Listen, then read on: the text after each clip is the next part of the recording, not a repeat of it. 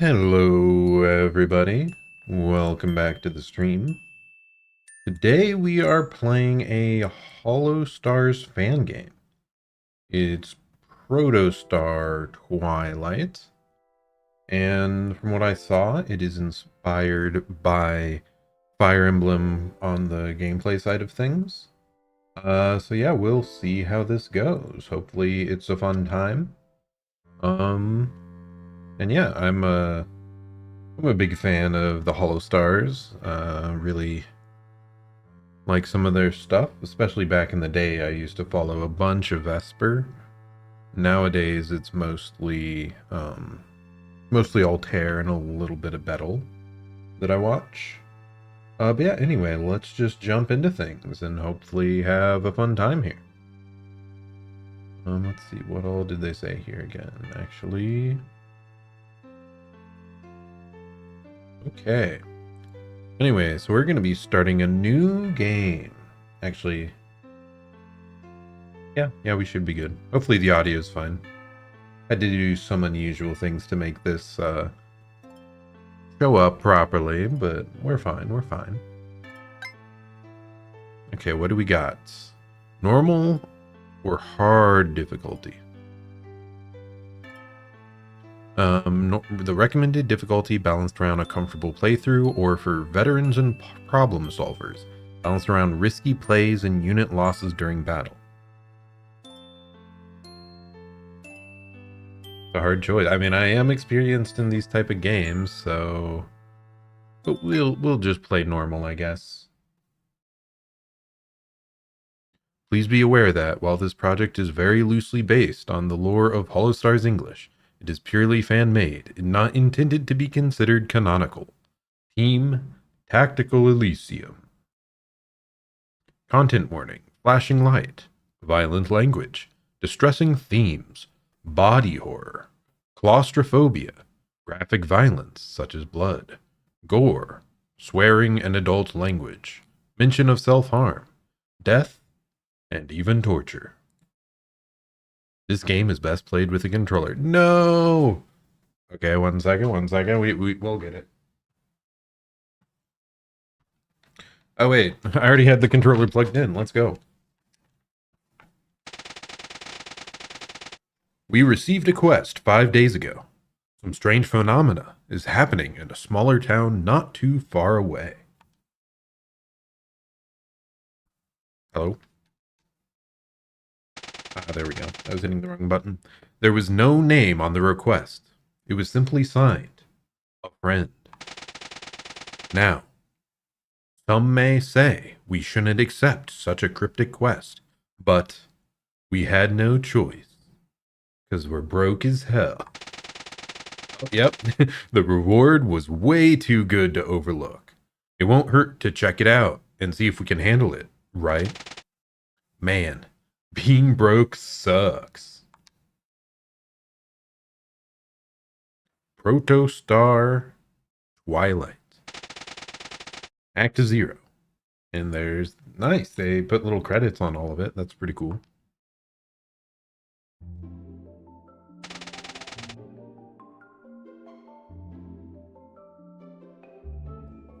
I think that's maybe loud enough. It's a sunny day in the higher mountains of Elysium. This mountain, in particular, is the mysterious peak at the heart of their quest. People complain of a strange sensation if they ever come too close to it. The mountain is named the Traveler. No one knows why. The name was whispered long before anyone lived here. After scouting, Shinri and Flayon gave the green light that the area was safe. At noon, Tempest gathered near the cliffs to begin investigating. There you are. Flayon and I have been waiting for you guys. All good? Did you get any information? Vesper is the first to arrive together with Axel, the rest of the team a few yards behind them. The scholar's expression is thoughtful as he thinks over Shinri's question. It's my boy! Oh, it's been so long. It's a bit odd. Story's the same, but there are a few unique details. Some complained about headaches the moment they got too close to the mountain. Some mentioned falling ill for a few days. And a handful mentioned panic attacks at night when they slept near the mountain. Crops take longer. They taste like crap. All sorts of things, you know. Do you think that's the work of a pissed off witch or mage? Them cursing a mountain isn't too unusual. Certain types of dragons could do this, especially elder elemental ones. Or maybe people are just kinda paranoid. When Vesper asked, a few guys even started to cry before he finished his sentence. Fairy tales can be a great way to keep people under control, you know? Possible, but unlikely. Fairy tales don't just appear out of nowhere. There's always a reason. Magni walks up next to Bettel, who holds Phantom between his hands like a hamburger. No, where's the hamburger Phantom art? No. Sounds like people really do fear something they can't even see. Maybe a mournful spirit? The rest of the team follows close behind, in good spirits. Banzoine Haka also joined the group here. I was thinking about that too, Leon, but I can't sense any spirits roaming around here. At least not the kind that would cause these problems. Haka sighs deeply as Altair arrives with his phone in hand, hastily typing something. Well, that just means we have to figure it out ourselves. Ready to get the job done, Altair points at Axel. Axel, can you check out an area near the cliff with Haka and Flayon? Sure thing, boss. No problem. Axel jokingly salutes, then pulls both Haka and Flayon by the wrist towards the cliff. Everyone hears Flayon complaining as the group leaves. I want to check out that section over there. Maybe Shinri and Flayon overlooked something. Magni, Bettel, would you do me the honor of joining me? Sure thing, Vespi. Come on, Phantom. Let's check some stuff out. No problem. Don't spread out too much, alright? This is unknown territory. Yeah, I got it. No splitting up. Man, what do you think this is? A horror game? Snorting, Magni waves at Altair, leaving him with Shinri, who struggles to hide a smile. What? What are you smiling at, huh? Nothing. Just enjoying the moments we spend together as a guild. Do we want to check out the other area? Yeah. Let's see if we find something that'll help figure this out. 3 hours pass. No one finds anything that'll help figure this out. Leon joins the team with his face puffy and his arms crossed. Nothing. We found nothing. This is getting annoying. I'm getting the feeling that this is all just a huge joke. Understandable. But we should continue the search. Do we really have to? I mean, we've been searching for hours, and all we found are sticks and stones. And Phantom probably is too, right? Bettel suddenly looks freaked out. You good? You see a ghost or something? Phantom isn't here! He was... I'm sure I took him with me when we headed back. I remember him walking next to you when we returned. Maybe he found something? Hang on. Don't worry. I can find him. Just give me 1 sec.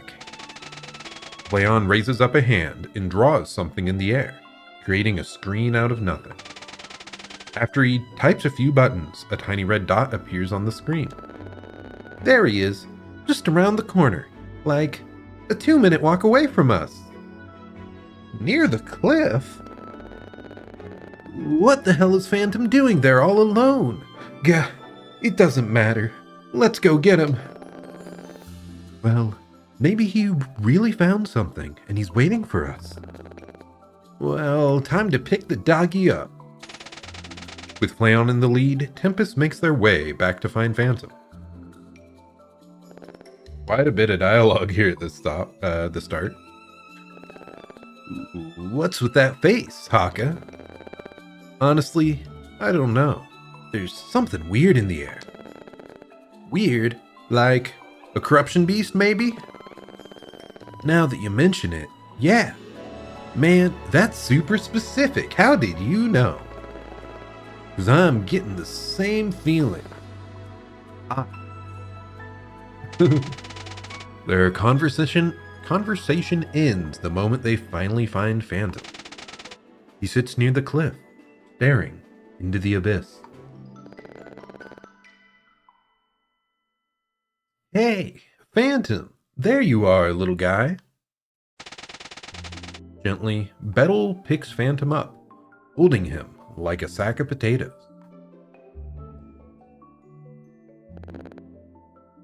Hey, Altair? Yeah? Can we go home?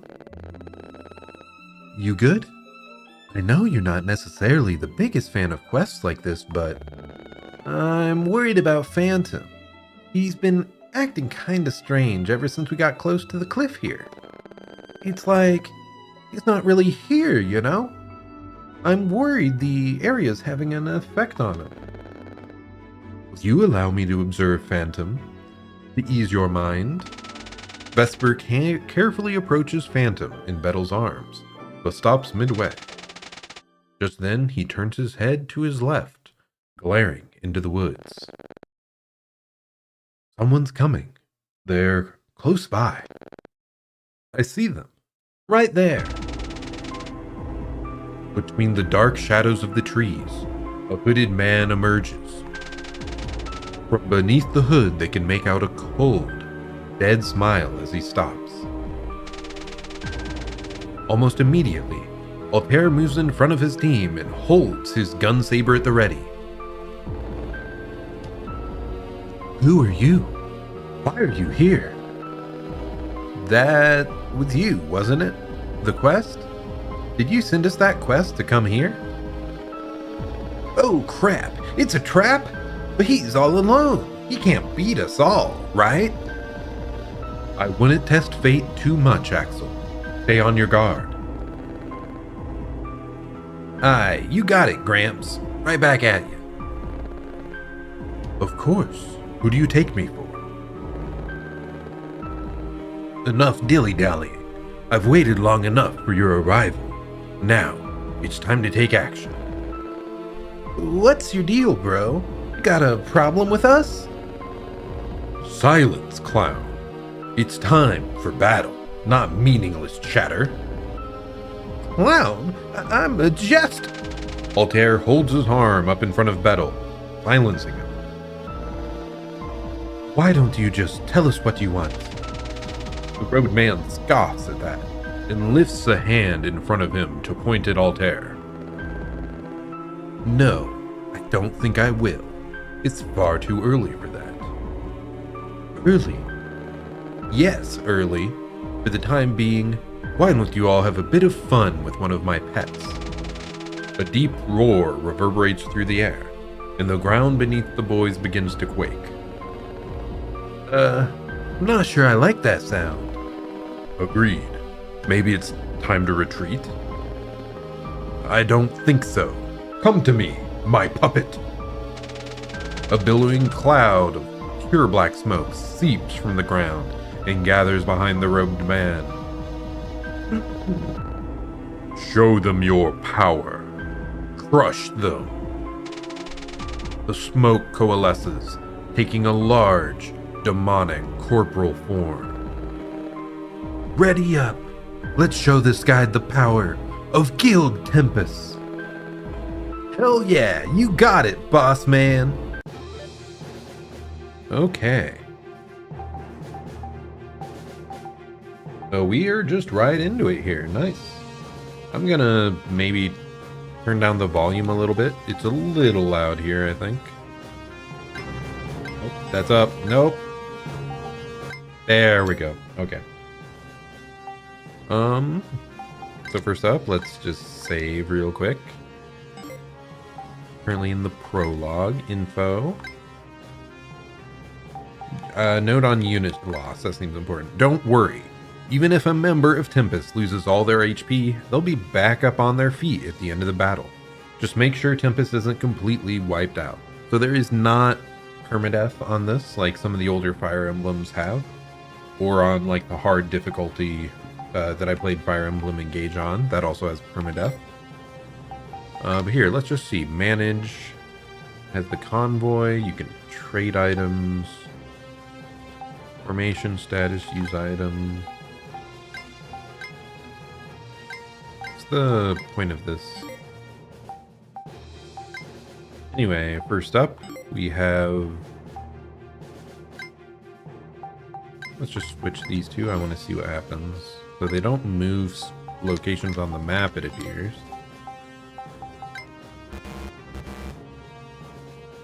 So they each have some weapons. We've got the gun saber here, the armor of light, the healing potion, and the boost potion. Syringe, boost potion, glove cloak. My boy Vesper has a spear. Let's go. He also has a rapier and a tome. He has a lot of stuff. Wait, the spear. Oh, I was misunderstanding just now. Earlier. Okay. It shows the stats on the right, so I understand. Fighting gloves, dog treat, of course, and the chain. Got a double spear for him. Ooh, rapier whip. Jerry says hi. Interesting. The foldable bow. Archer's support, construct magic F. A lot of cool stuff here. I'm just gonna look at this real quick. Oh, you can adjust who is deployed if the battle permits it. Everyone's deployed here, so that didn't matter for us currently. You can manage the inventory. You may also manage the formation if the battle permits. Useful information. Wow. Start the battle. Save the menu. Hints. Special criticals. If a member of Tempest is counterattacking or attacking from a distance, they have enough time to taunt the enemy and perform a special crit. However, running up to attack is too exhausting, so don't expect to see a special crit.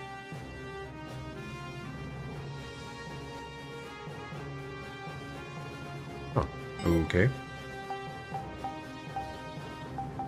Well, let's just begin here. Actually, I want to see... Do we have anything in the convoy? No, we do not. We're just gonna begin. Start the chapter. It's so giant. First battle jitters, eh? It's fine. We'll take it one step at a time. First things first, you gotta learn how to move. Okay, seems simple enough. How do I do that exactly? First, click on a unit you want to move, then drag yourself to where you want to go and press the confirm button. Try a straight line. It should look something like this. That was easy. Can I use this with other guild members too? Yeah, it's the same principle. Try moving Magni to get him beside you. Okay, now that you can move, you can go for an attack when you're next to an enemy. Make sure to observe your opponent carefully before you attack. Okay, so observe the enemy. Wait, what's with this math? Vesper, there's an awful lot of numbers. That's your combat stats, crit, attack, all that juicy nerd stuff. You can look it up later in your journal. Just focus on the big numbers at the top. Looks big and important. That number shows how likely it is you'll hit the enemy, and if you can hit them twice or thrice. Higher your speed, the more attacks you can do. Oh, that's one clean cut.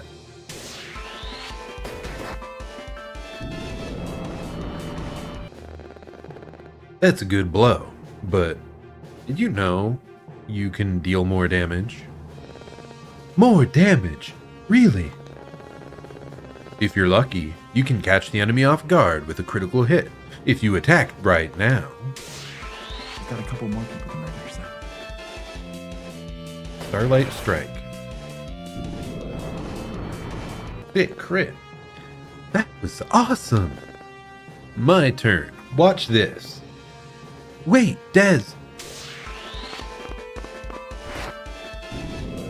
Rip Des. Need healing. Ugh. Wait, I don't I have a potion with me? Vesper, where did you put the potions? Red or green? Green's for healing, red's for stat boosts. You'll find them in your bag. Hope this helps. I didn't get healing potion. Thanks, man. Good job. One last thing, terrain effects. Terrain like grass and other stuff can help you in battle. For example, grass helps you avoid hits. You can find the rest of this nerd stuff in your journal later. Remember to check it now and then. Got it. Thanks, Vesper. Review useful information through the journal command in the battle menu. Okay, so now we can beat him up. So this grass has plus 20 avoidance. Otherwise, the road is 0. The plain is 0. Forest has 20. So what we'd like to do is get someone to go up here.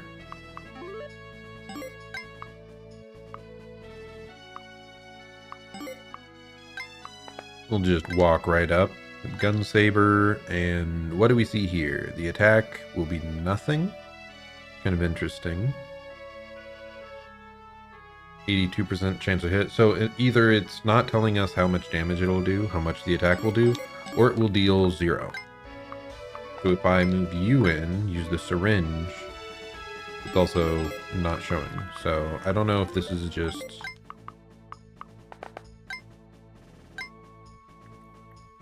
Yeah, maybe it just doesn't show us. Okay, whatever. Let's try this. Let's have Hawk step it up and use the double spear.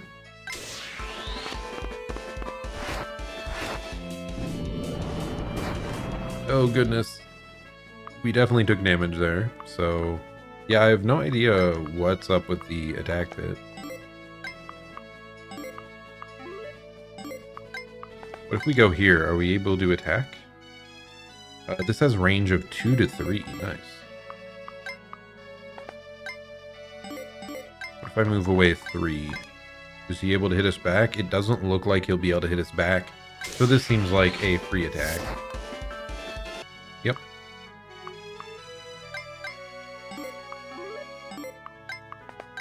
Whereas this 2 range, there is a chance of being hit. So do want to be a bit cautious there. Are we able to see the range on everything? Yes, we are. 1, 1. 3 attacks, seal attack, only Noir, Vesper. I mean, I have to see this spear, right? Why would we ever use anything else? Wait. 3 attack. Does that mean it attacks thrice? Or... whatever, we'll try it. We'll see. Vesper the goat. Oh my god, he's crazy. I tire of this. Playtime's over. Damn right it is. You're going down, buddy. Jerry says hi. Okay. I don't think you understand the situation you're in. Why don't you show them? The dragon roars fiercely, paralyzing the entire guild and forcing them to their knees. I thought I killed it. That's not fair. Beneath them, the ground begins to quake again, but this time, cracks begin to form in the dirt. I hope you all enjoy the experience of a lifetime. Suddenly, the dragon takes flight, hovering several feet above the ground. I know I will. Before anyone can blink, the dragon drops its full weight back onto the cliffside. Altair can do nothing but watch helplessly as the cliff shatters, dropping them into a deep chasm. end of Act 0.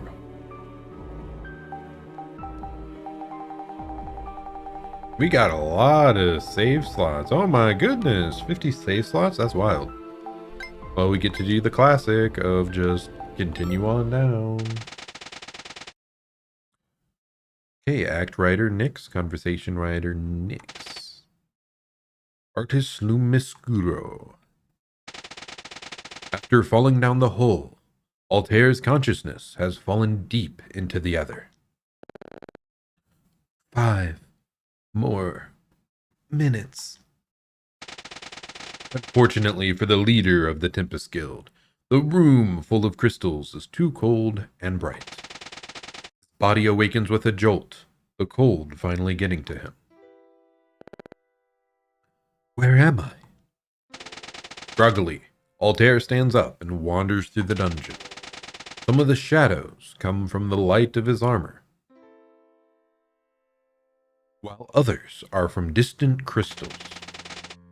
Altair's armor glows even more signs to be careful. However, Altair doesn't expect a human-looking shadow lying a few feet away. The shadow is thin and looks like it has a lot of garments on it. Altair goes for a closer look. Is it Battle? Wait, is that who I think it is? Oh, nope. It's the great Magni Desmond, unconscious and beaten, but the alchemist nonetheless.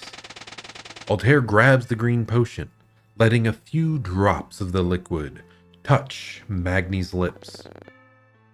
Magni, can you hear me? The alchemist in question wakes up slowly, trying to get up without hurting himself more. Dude, wait. Altair, where are we? Where's the others? I don't know that either. The best we can do right now is keep exploring. The fact that the alchemist is still in pain doesn't help, nor do the shadows growing behind them. I have a bad feeling about this. Bad feeling? About what? Shadow monsters. Wait. What? Shadow monsters! Please tell me you've got extra potions in there, Altair. The shadows have the 2 guild members cornered. They have to fight them off. Okay.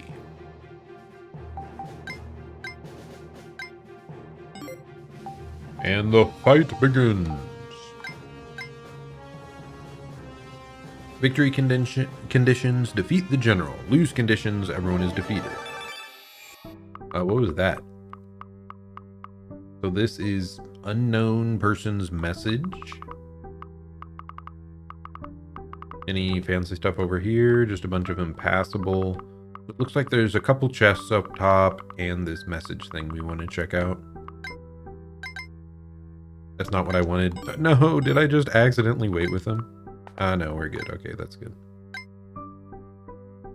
Attack of 10. What if we get closer? Do we have a different option?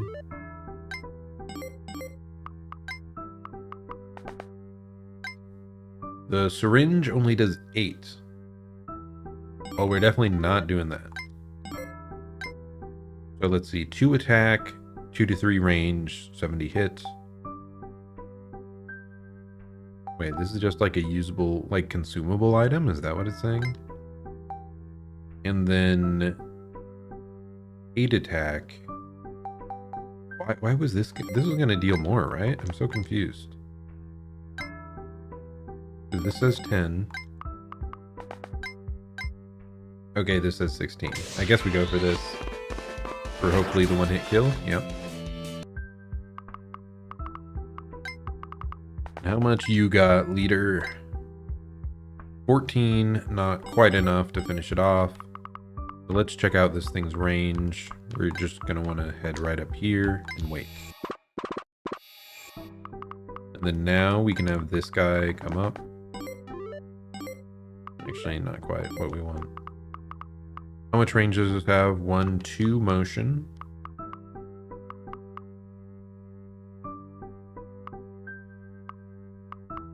I think if we just move back here, we should be okay. Yep. And we move you on up.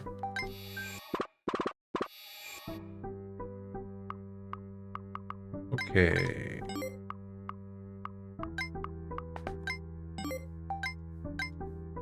I did mess up a little bit here, actually. Oh well, we'll take a hit for it. Oh well, we crit, so I guess it doesn't matter. That's fine. Now we start heading up towards those messages. Oh my gosh, are there more enemies coming from that pit? How concerning. Are you able to grab the loot here? No, it looks like we have to stand on top of it actively. Yes. Some paths are more dangerous than others. Be cautious. Healing get. When? I feel like I left one of those tanks again. Awareness, time, pain. What's this feeling in my stomach? When did all these crystal shards start to grow on me too? What did Leader do to me last time I saw him again? Where did he go? Ah, that way. I heard them. My friends are back? Did Leader figure out how to get them out? I hear the echoes of their voices again. I've seen their forms walking through the caverns. How do I remember? I have to keep it together. Have to warn them. Leader has many ideas now. His mind seems to be lost? Or has it changed? He isn't as gentle-tempered as he used to be. He wants to dominate and gain control of everything. He became the boss of this place. We got the Journal of Tempest. Okay. Anyway, let's meander on down here. They said certain routes are more dangerous, but we are cool, so we take the dangerous route.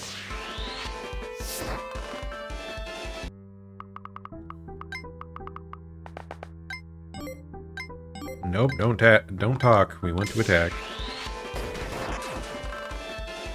Kind of funny that he just yeets the gun saber.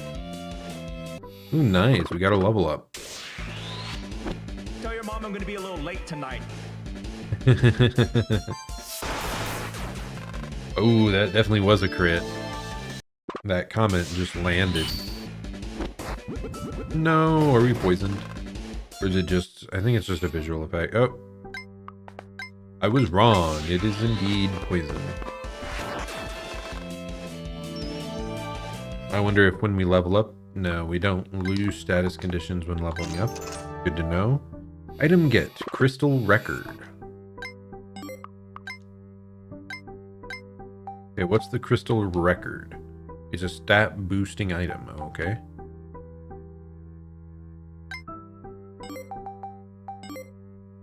What if we haven't properly equipped our items? I don't know, man.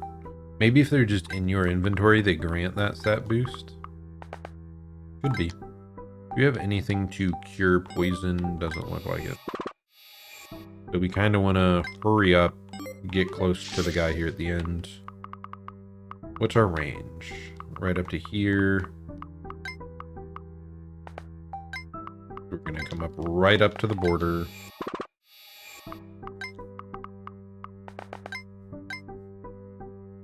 And yep, there we go. Nice long range hit. And then you, we're just gonna chat a bit.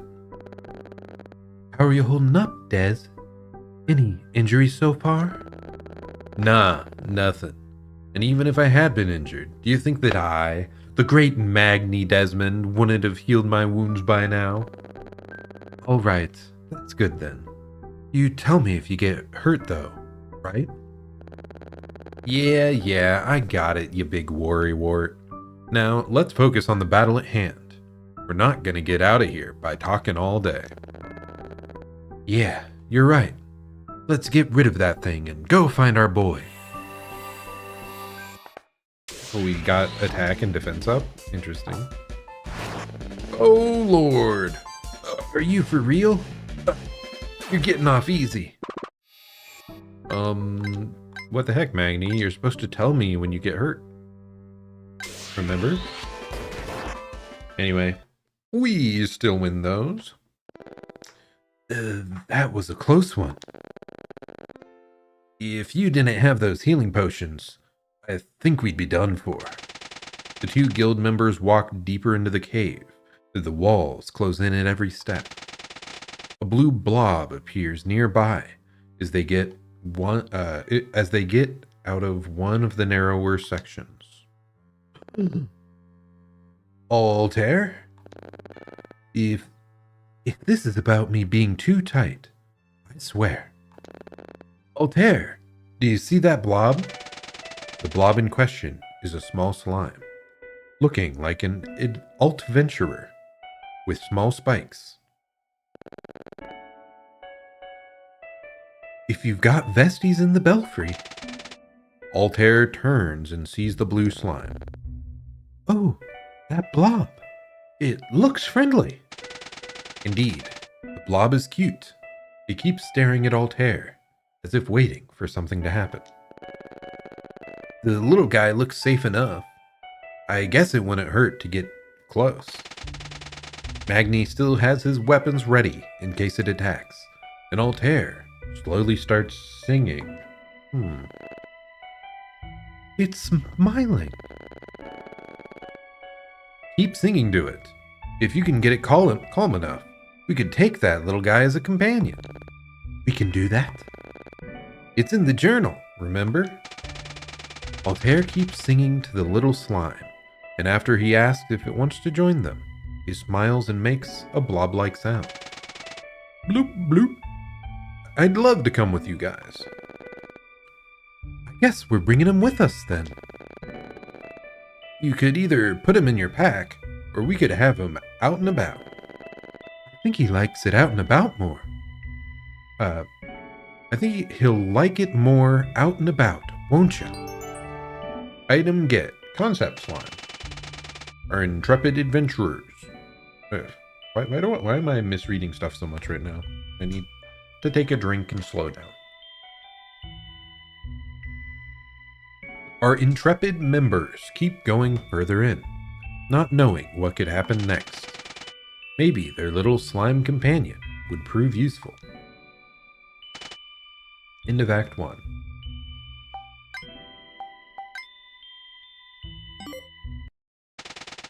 Act 2.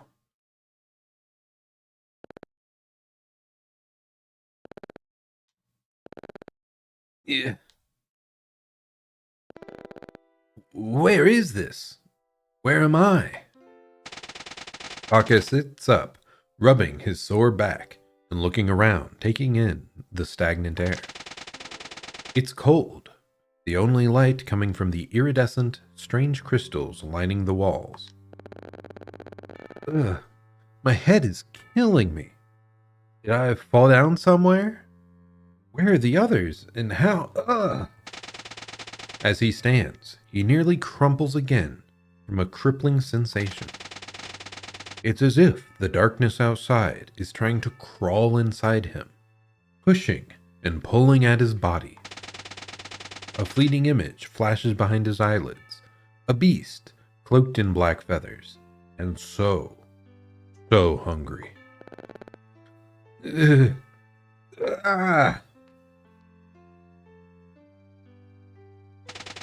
Just as the pressure becomes unbearable, threatening to bruise his skin and crush his bones, it fades somewhat, still there, but a little more tolerable, akin to a small tension headache. The lingering ache leaves Haka more irritated than perturbed. Damn it! I need to pull myself together. I don't have time for this. I need to find the others.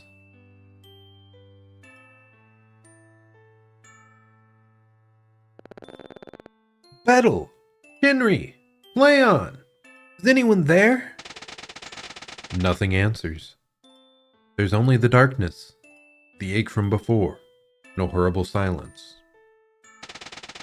Belatedly, it occurs to him that even if the others were here, he wouldn't be able to see them.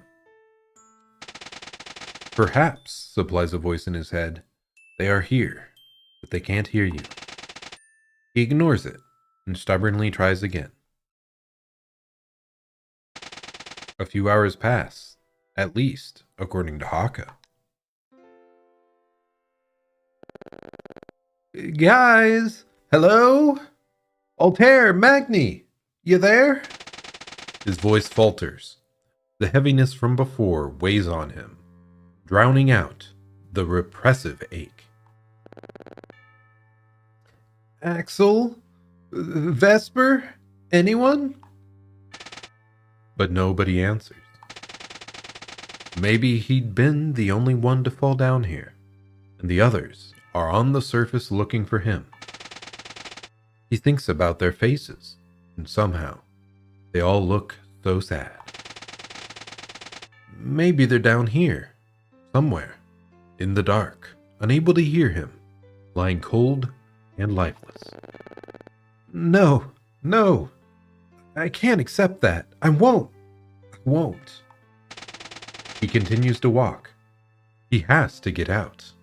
If they are gone, then they'd want him to live. They'd all want him to be safe, because that's the kind of friends they are. His eyes burn, and his heart pounds wildly in his ears. He doesn't want this to be the end. He's so distracted, he almost doesn't hear the faint sounds coming up ahead in the cavern. Huh? Thankfully, his ears are sharp. He listens more intently. Strange. Can't seem to.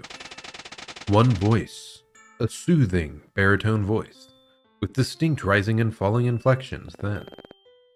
We could always gild. A second one that is bassy and rumbles pleasantly in the air. Shinri? A swelling feeling rises in his chest, filling Haka with joy, and he begins to sprint. He knows those voices. Vespi! Shinri! Huh. Haka, where did you... Haka nearly collides with the two older men, jumping around in sheer elation. Haka, I'm glad you're okay. Is it just you? Yeah, it's just me. I couldn't find anyone else. It's okay. We were also trying to find the others, but we've run into some issues. Haka looks at Vesper, who seems frustrated, teeth worrying at his lip. Huh? Like what? Well, for one, this place is crawling with monsters. Strange ones too, like I've never seen. And Shinri's been having to solo most of them. I want to help besides just healing, but... Vesper lets out a quiet, mournful sound. No! Don't tell me that he lost his spear in the fall! That would be cruel. No! I knew it! I lost my spear! It must have fallen down someplace I can't reach. Couldn't find it anywhere. It was my favorite one, too. Given how lovingly he cherishes his spear, this is indeed a tragedy. Shinri gives Vesper a sympathetic pat on the shoulder. Well. Haka pulls out his dual spears, separating them. He offers one side to Vesper. Here, you can use this one. Ooh, oh, no, I couldn't. This is yours. What if I... Really, Vespi, it's fine. Take it. An earlier image of his guildmates, lying still and glassy-eyed, flashes through Haka's head. He shakes it away and offers the spear more insistently. Besides, I think I'd feel better too if you had a way to defend yourself. Vesper hesitates for a second, before taking the spear, gently. He holds it almost reverently, like he's handling Haka's firstborn. It's both funny and very sweet, and Haka chuckles internally at how serious he's being. Thank you, Haka. I promise I'll take good care of her.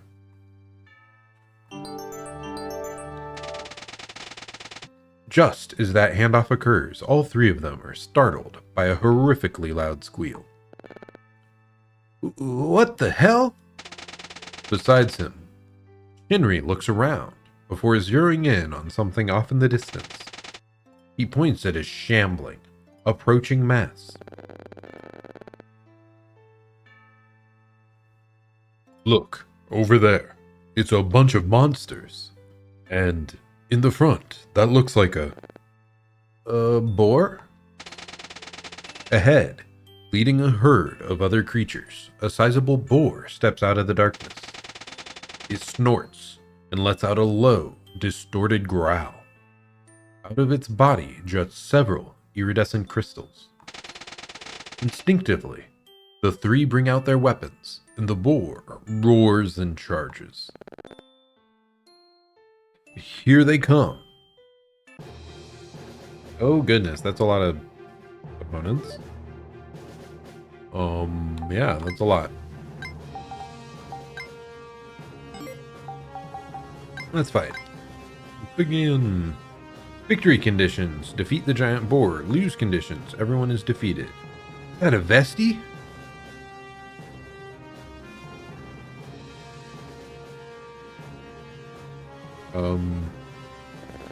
Okay, there we go. The text wasn't going, I was concerned. Well, I guess we do have some signs of life down here after all.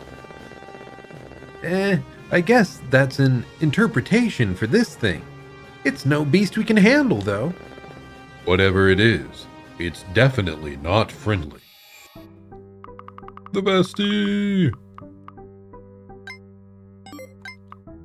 Wait, we can move the Vesti? Fly, you fool! Okay, no we can't. It's just showing us it's like move distance, I think. Yeah, it doesn't let us. Okay, so I think we want to try to actually run along the bottom of the map so we can get all the loot before trying to fight. So he has 3 range. He has 1 range. And Vesper has 2 range, I see.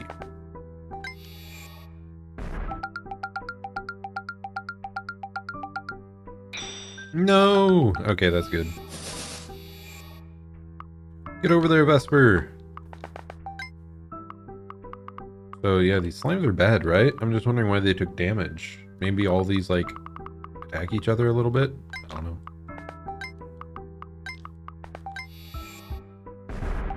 Run, Vesti, run! To me!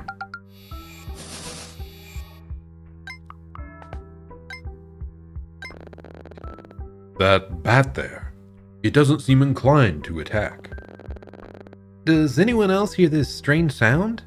Is that a signal? This sounds oddly familiar. There's a high-pitched noise coming just from the direction of the bat in question. Missing a space there, but it's fine. Further investigation concludes the sound is originating directly from the small creature. Hey, Vesper, it's staring right at you. It's definitely making that noise at you, but I don't understand what it could be trying to say. The bat flies towards Vesper, accepting the offer to land on his arm.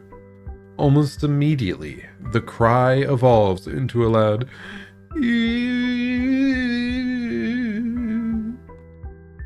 Don't know if that's how it's pronounced. You sound just like my Vesties. Oh, that's why it sounds so familiar to me. But it's not a Vesti, right, Vesper? I'll be honest, I don't recognize it. It's not one of my Vesties, but it still feels like one. Huh. Well, whatever it is, Seems like it wants to stay with you. What do you think?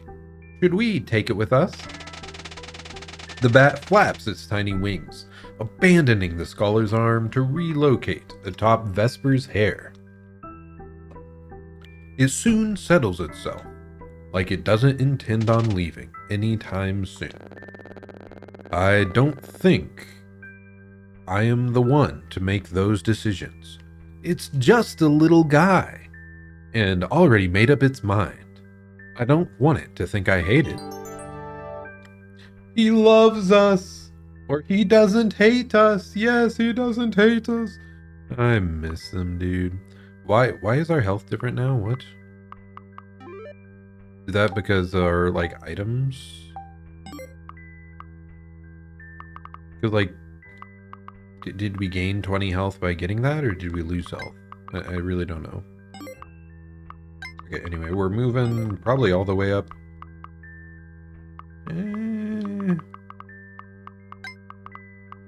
We'll just cut it slightly short. Yeah, I don't know why these are just intermittently taking damage at the start of the battle.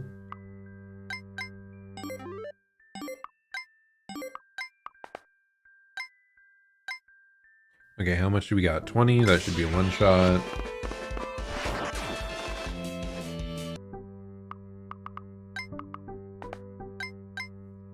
And that should also be a one-shot. I like that battle music. Nice. Okay, we have one open slot here. Well, we can just do this, actually. Oh, wow, that's a lot of damage. We might take a hit and return, but it should be fine. Wait, what? Did we miss? No, I wasn't paying enough attention. Don't die, Vesper. 2 whole damage. Yeah, we're fine. Are we just whiffing? Kind of unfortunate. Yo, is this what you have to deal with? I'd like if those voice lines were maybe a bit louder, a bit more clear. I should check here, like, is that part of the configs? No, we have music and sound volume. And I don't want the, like, menu noises to be any louder, so I'm not going to up the sound volume. Anyway, let's just take this guy out too. Even if he's just a little guy. Let's move right up. Healing Crystal. Gives avoidance, defense, and resistance. Interesting.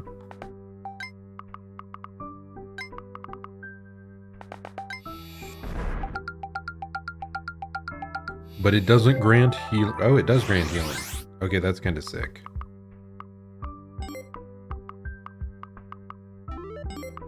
Okay, let's try to head over this way.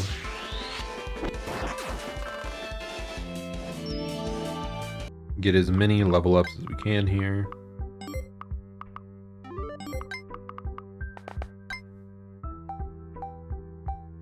What? The single spear does less than the rapier? I mean, the accuracy, though. Yeah, this is enough. It deals enough to kill anyway, so why not spear? And you know that's what Vesper would want in his heart anyway. Spear-only build. Let's check this message. 3 question mark, I give up. What was I writing for? Leader has to snap me back to attention more often. He keeps saying the power of this place has finally given him what he wanted from the start. He said soon it is time. He can take control. Whatever the heck that meant. Leaving here doesn't matter to me at all. I can remain close to the stars here. Leader granted me what I wanted after I told him about how it felt connected to this these caverns. After I told him about how I felt connected to these caverns, he pierced a piece of the crystal into me.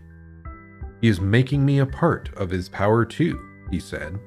This way we can always be of use to him, together. It gives him comfort, and me as well.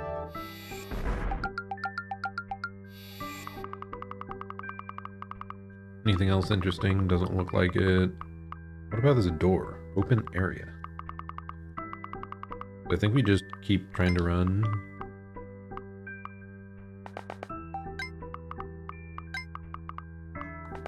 If we can chill on a healing crystal, then go ahead.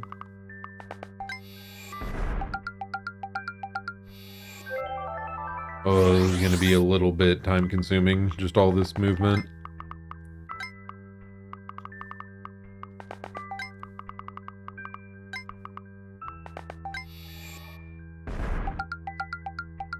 Okay, so maybe the enemies take damage when they're on...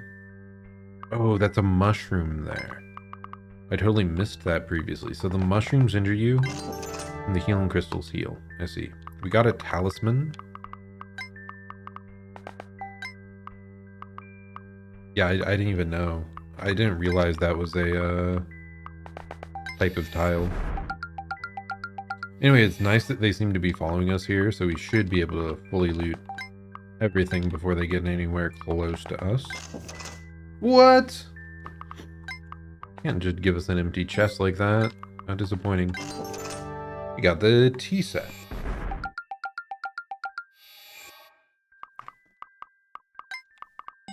No, we're so close. Got the energy back. Another empty chest. Okay, Shinri, you got this.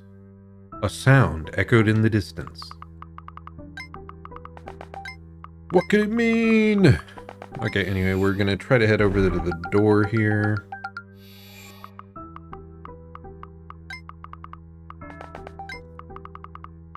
I should have checked if there was an option that wasn't just wait. Like there might have been an open door option. When we sniff the void, sometimes the void sniffs back. Oh my lord, that dialogue line. What is that, Shinri? When you sniff the void, sometimes the void sniffs back. That's so unusual. What? We can't do anything there? Oh, this all just says open area. Oh, there's a blue chest down here. It must have appeared earlier and we just didn't notice it. By the way, Shinri seems kind of OP. I'm just saying. Like that much range and all this damage. Kind of nutty.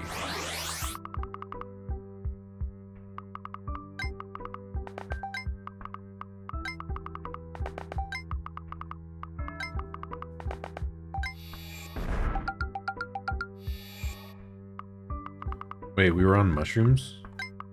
In the world. It's so hard to notice some of these. There we go.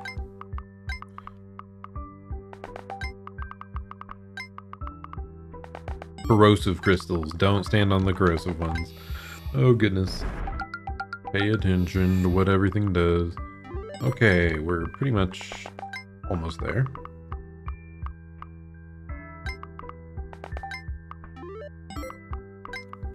How about...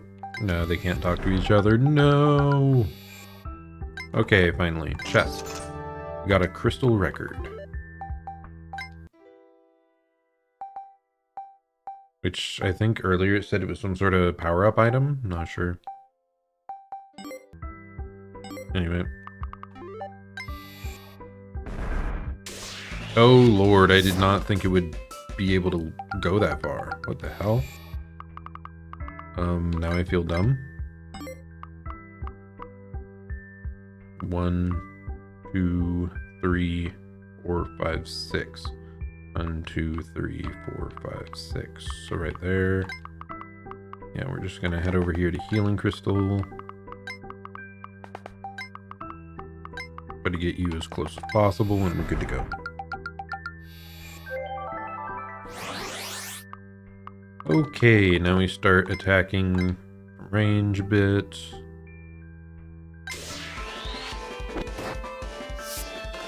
It is showing us now the amount of attack this has. 14, so we can take 2 hits, so this should be fine.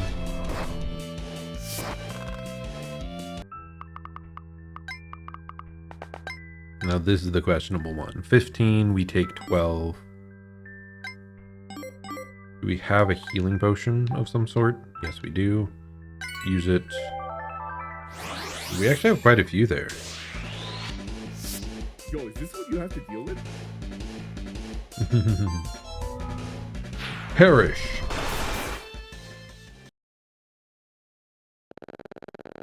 There they go.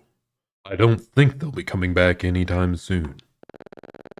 Bit quick to run, huh? I wonder why they came charging all of a sudden. We won! Take that, you... Haka taunts the dead boar with a conservative amount of cursing in both Spanish and English. Huh, there he goes. I guess that means you're alright then?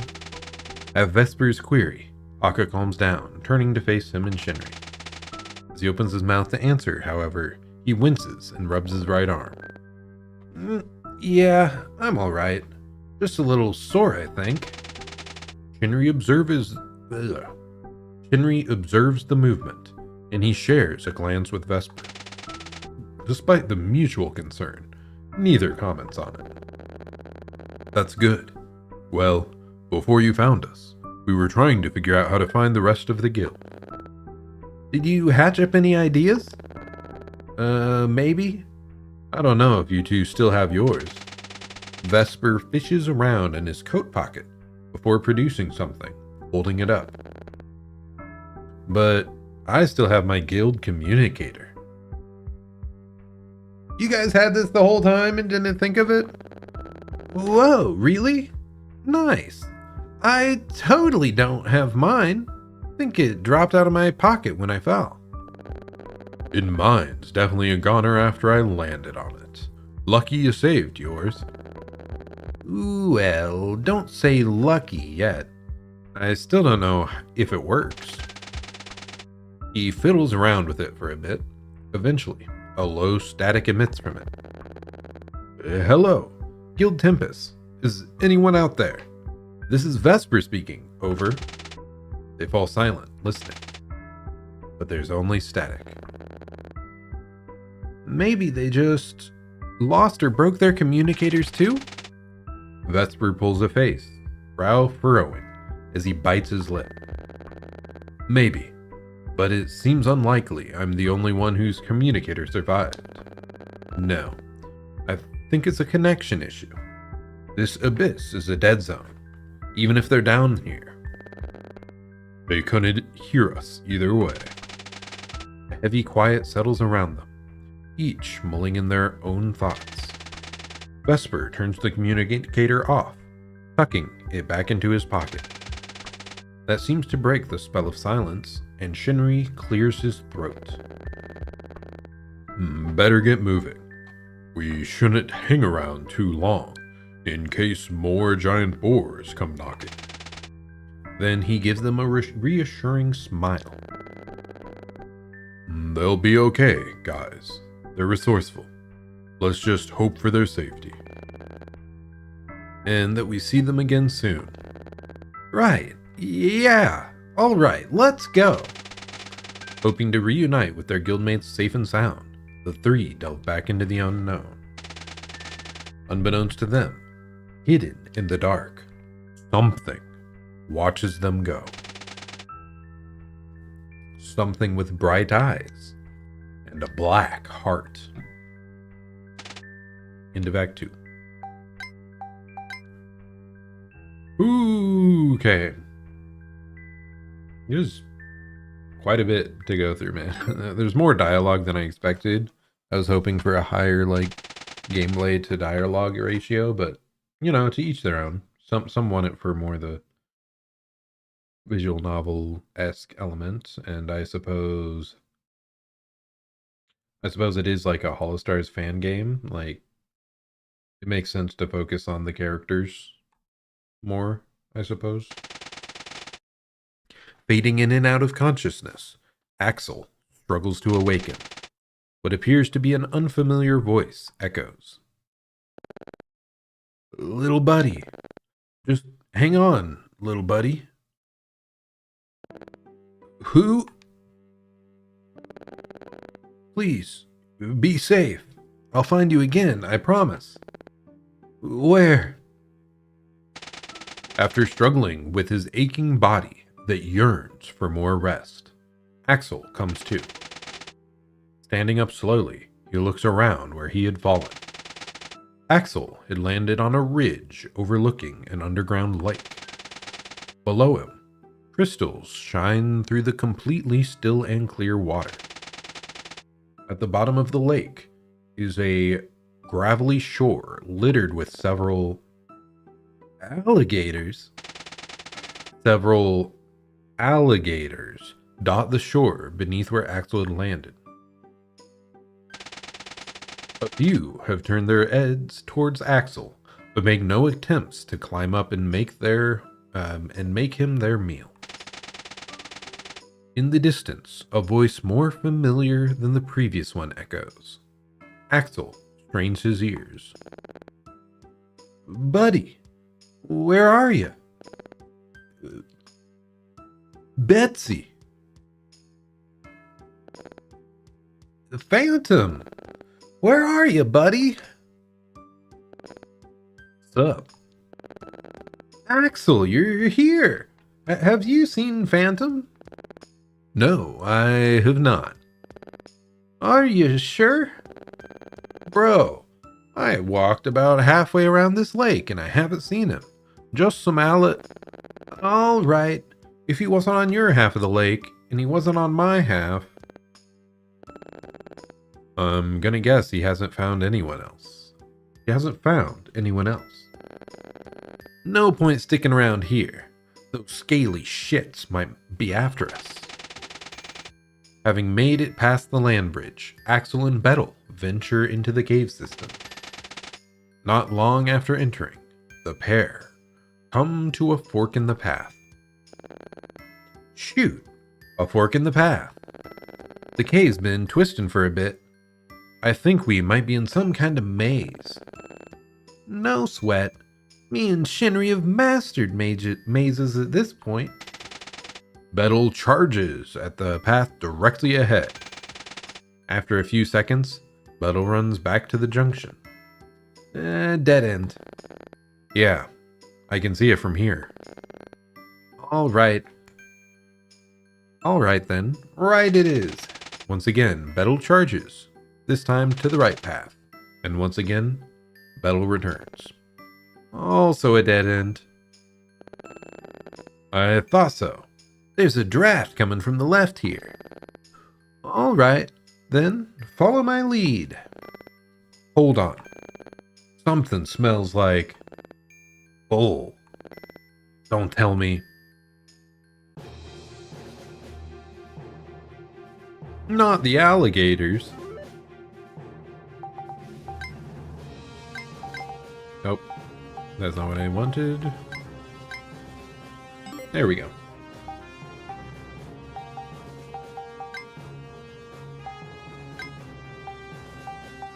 Wait, we're just able to trade. Are we able to trade even though, like, people aren't here? I do want to check this, what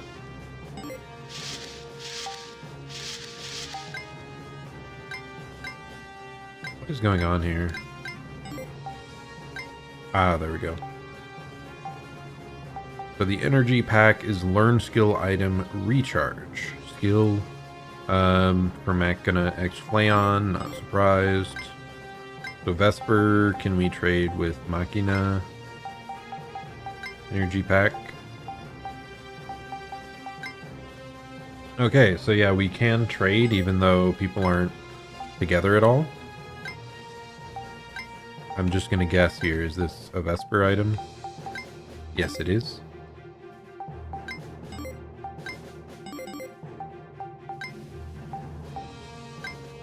Okay, so this is the fastest way to check the items here. Oh, the Vesti, that's kind of funny. Okay, crystal record, stat boosting items, grants enough experience to level up. Okay, so it's like a rare candy, basically. Okay, anything else interesting? Talisman is for Haka. And yeah, it looks like just by having stuff in your inventory, you get the skill or stats.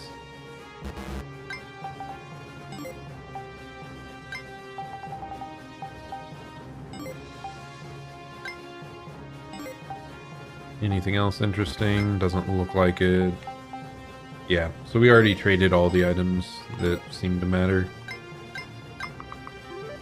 I just found out how to display enemy ranges. If you just click B when you're on the map, apparently. Let's see if that still works in a fight. Because if so, that'll be nice. Oh, what? Dude, more alligators coming from behind us. Ah, where did they come from? They're probably the ones that were sniffing at my feet while I was out. Y'all need to get off my ass. For real. How are we gonna get through this?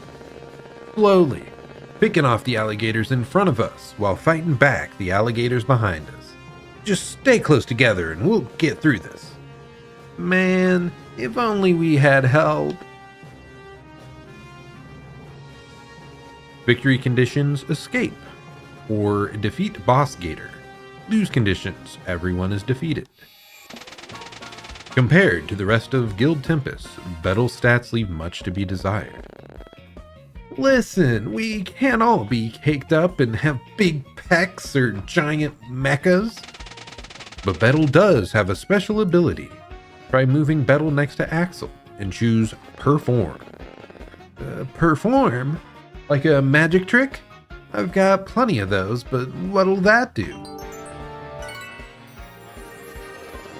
Hey Axel, watch this!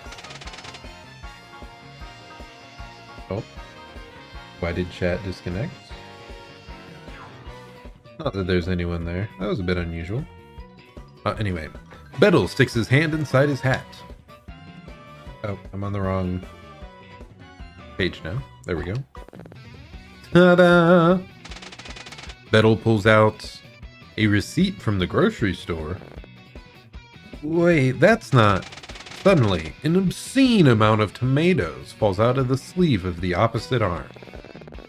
Damn, Betsy, you always impress me with your tricks. Alright then, my turn to do something cool. Axel can take another action.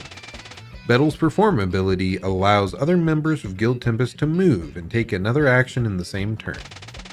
Use this ability to move slower members faster, or for stronger members to take down more enemies. Wow, we have a ton of movement here. Concept Lizard. We're talking axolotls? Is that what we're... Oh wait, I just selected the wrong person. Good. Oh wait. Okay, we can indeed see enemy distances on this map. Alright, who's next? You? Whoa, slow down there. I don't think this little guy's with the others. Hey there, little fella. What's a guy like you doing? He spat at me. Feisty little guy, ain't he? Let me give it a shot.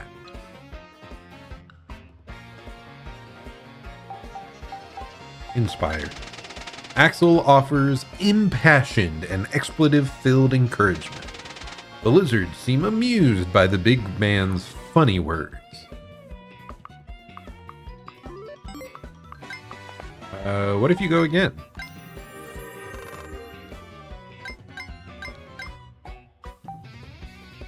Deflate.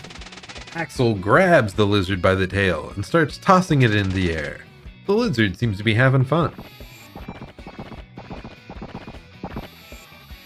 Oh goodness. Reassure. Axel caresses the lizard with a gentle but firm hand. Easy now. Must be rough living down here. But we're not from around here, so you don't have to worry about us. The lizard relaxes to Axel's touch, rubbing up against his palm. Ah, that's a good little guy. Look at that. I think he likes you. This little guy's had it tough, being surrounded by mofos bigger than him.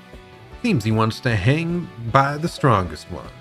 Alright, you can stick by us, if you want.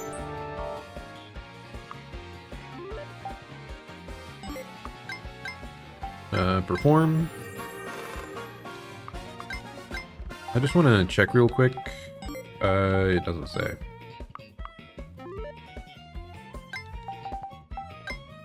Unique. He has a unit skill. What's the skill though? I want to know. Oh well. What if we just run on up here and try to murder him, huh? Oh my lord, that's a lot of damage. We have 2 range, so we can step a little further back. Sheesh. Okay, he can deal 9 damage to us, but it's a pretty low hit rate, so I think we're good here. Oh my lord, Axel. They made him an absolute badass damage-wise.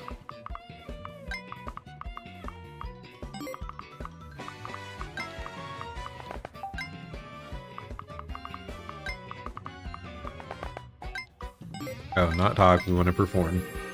There we go. And now, what items do we got here? We have a healing potion. Not as impressive as I had hoped, honestly, but could be fine. Okay, what else are we missing? So the biggest thing... There is a boss gator down here that we would like to beat up. Running away seems kind of cringe, so why would we do that? Then we have a chest and a message over here we have to do still.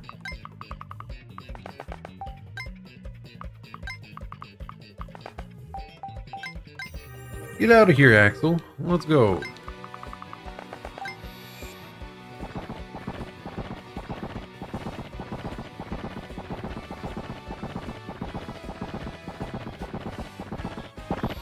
Oh my goodness, there's so many enemies here, dude. It's insane. Actually, we can be one away still.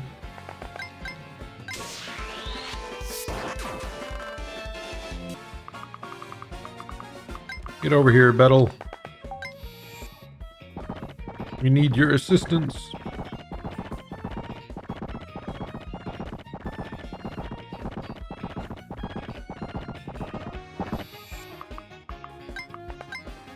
Oh my goodness, there's so many enemies though. This is crazy.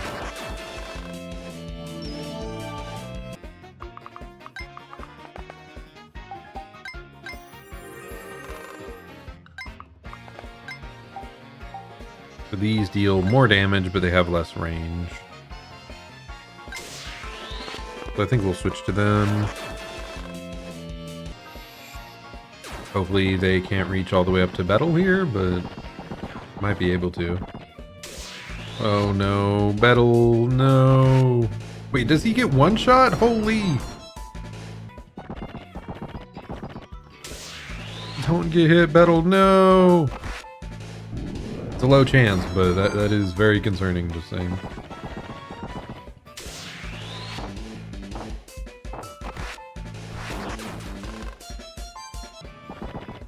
Do they stop spawning, please? No, they just keep going freaking forever. You beat him up. I'm sorry, Bettel, but you're just gonna have to loot this. Because I want to know. Top Hat!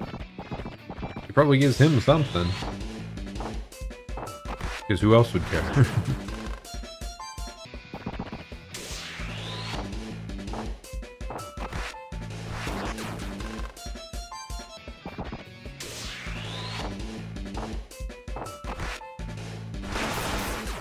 Critical hit.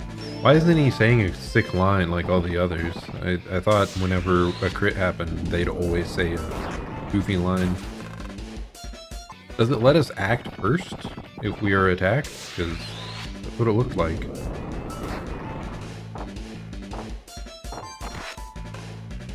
Thankfully, we were quite evasive.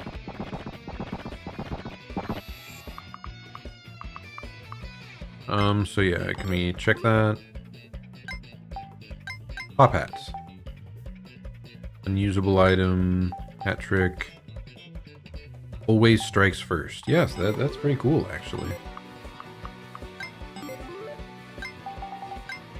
And this, I don't know.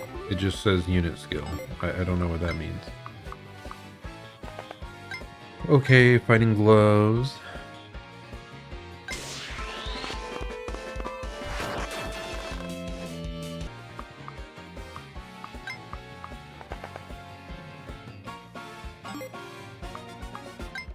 I'm gonna be like as blocked off as I can here.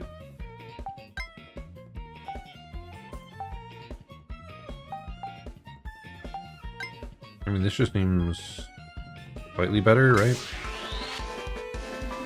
For our current purpose. Okay, so only one guy should be able to attack Battle each I don't turn. need your handouts. Watch this shit.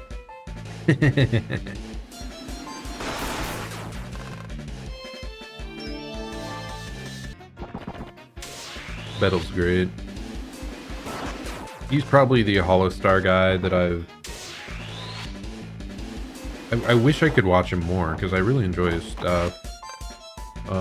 He also has a twin brother there that he has on stream sometimes, and those have been really entertaining. One of my favorite streams of his, what was it? It was just titled after a certain date, a certain day.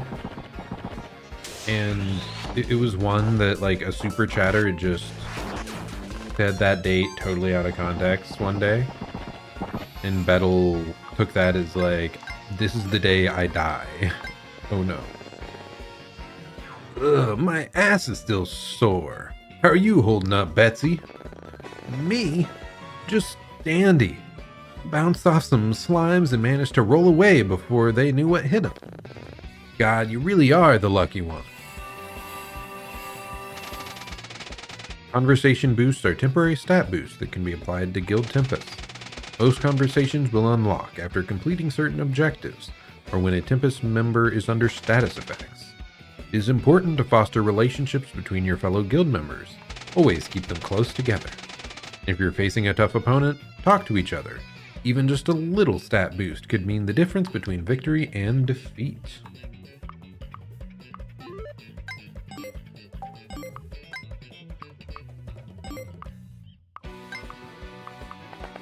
I think we can actually just do this, right? Hit this, and then we send Bettel. Wait, Bettel already acted? No, I'm an idiot! Oh well. In my head, Bettel hadn't acted yet because all we did was talk. He didn't fight anything. So we're gonna move him up to Axel and have them move again quickly. But no, all these guys seem weak enough that it doesn't matter. And maybe we can make Bettel a combat god. That'd be kind of funny. Just siphoning all your XP into Bettel so that he can make it on his own. Okay, 30% was kind of scarily high, I'm just gonna say.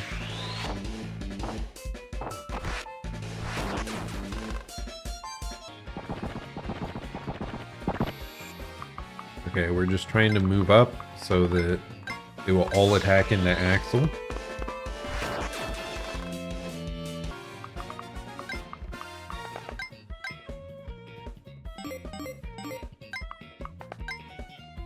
Yeah, we're just gonna use the rapier whip. It's fine.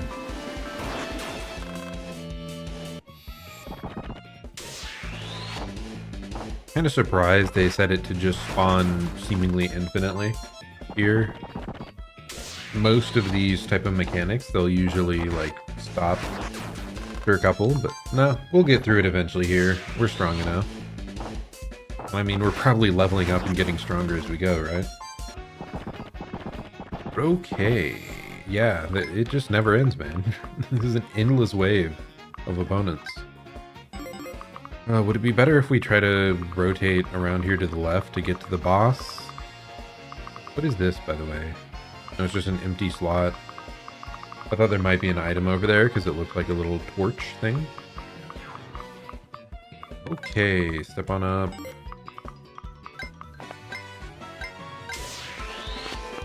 The endless spawns! Oh no! Okay, let's perform. He gets to go again. You move up here.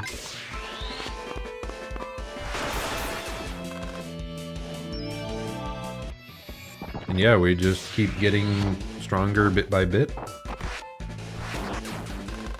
And we still have plenty of potions, I'm sure, so oh my goodness. Though if we get hit on Betel, he's out for the count. Yeah, I'm gonna sit this out for a bit. Well, that's unfortunate. Had to say something, man. Then our luck ran out.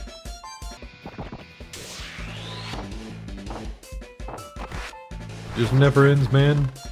Endless gators. Oh my goodness. Whenever we're running, we're just going as far as we can. We're using a healing potion.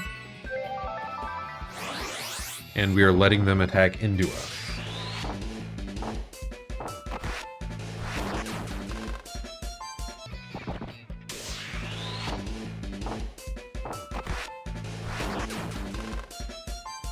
Yeah, with the general location of these, though, they were going to be hard to avoid either way. Because if we went around the other side, I think they just adjust to go up the middle.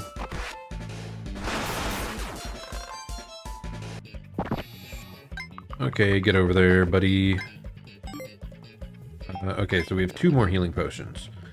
Dude, where are you going? Back down the bridge. Think about it. If alligators managed to make their way down here, then surely other stuff might have fallen down here too. We have to get to the exit. Sorry. We have to get to the exit. We have no idea how many more will come. Then we'll keep messing them up as they come. Just back me up, Betsy. We'll be fine. If only we had some help.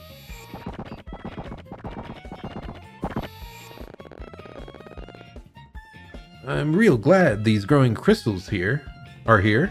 It'd suck not being able to see. Maybe. You might just want to stay away from them, though. What? Why is that? Don't you feel weird being near one? Like you can't hold your weapon right? Or your legs feel heavier? Well, you can't make a guy like me any weaker, can you? Nah, don't say that now, man. Okay, corruption. What are we close to that's causing corruption? These crystals? Corrosive crystals? Or corrosive crystals? Well, we're still just running away either way, so we shouldn't take a hit.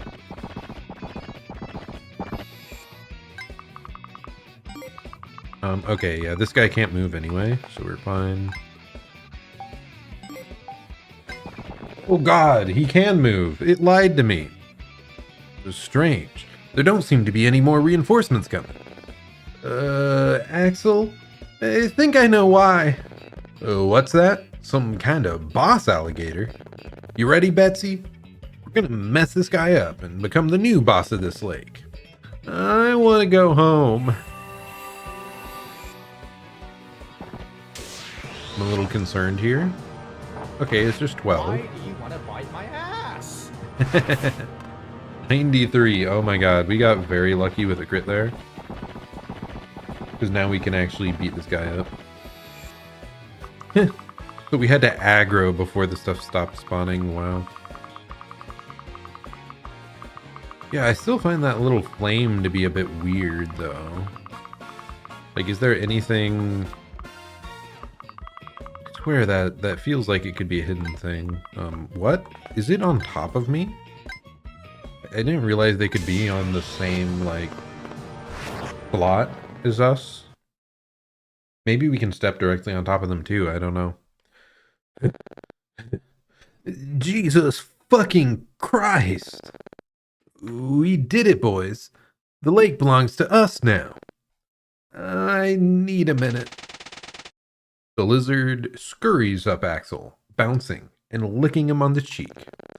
Okay, little buddy. We're alive, thanks to you. Thank you. I want to go home. We will. Just lay down, have a dog treat. If there are enemies that powerful down here, we have to meet up with the others, ASAP. And Phantom, we have to save him. Well, looks like he recovered. You're the new boss of this cave, little buddy. You won't have anyone messing with you again. Yep. What's up? you want to come with us? The lizard hops up and down. All right then, little buddy. With you and me, we'll be unstoppable. Okay. Act 4. Let me check something real quick.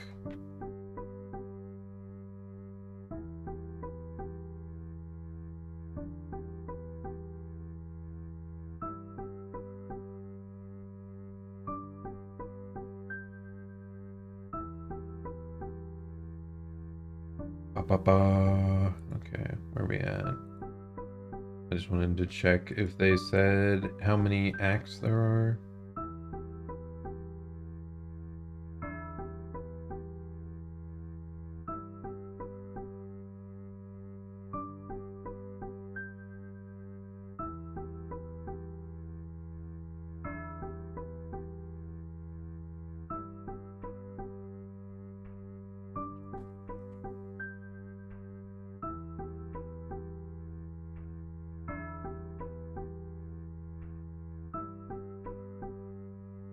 Nope, I don't know. Not seeing it. Okay, anyway, back to it. Act 4.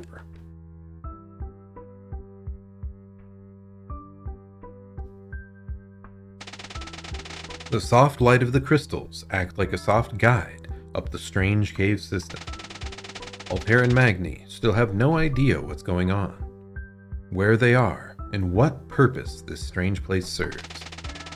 Still, finding their teammates is their highest priority, despite their latest slime friend they found a few hours ago.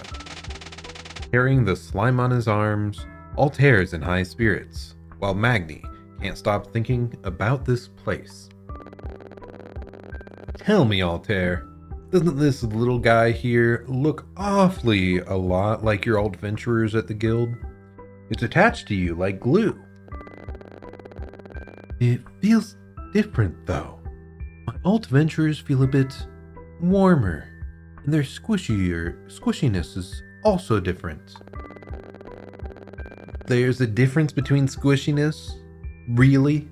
Why am I not surprised that you, of all people, know everything about slimes? Altair laughs, making the slime wiggle on his arms.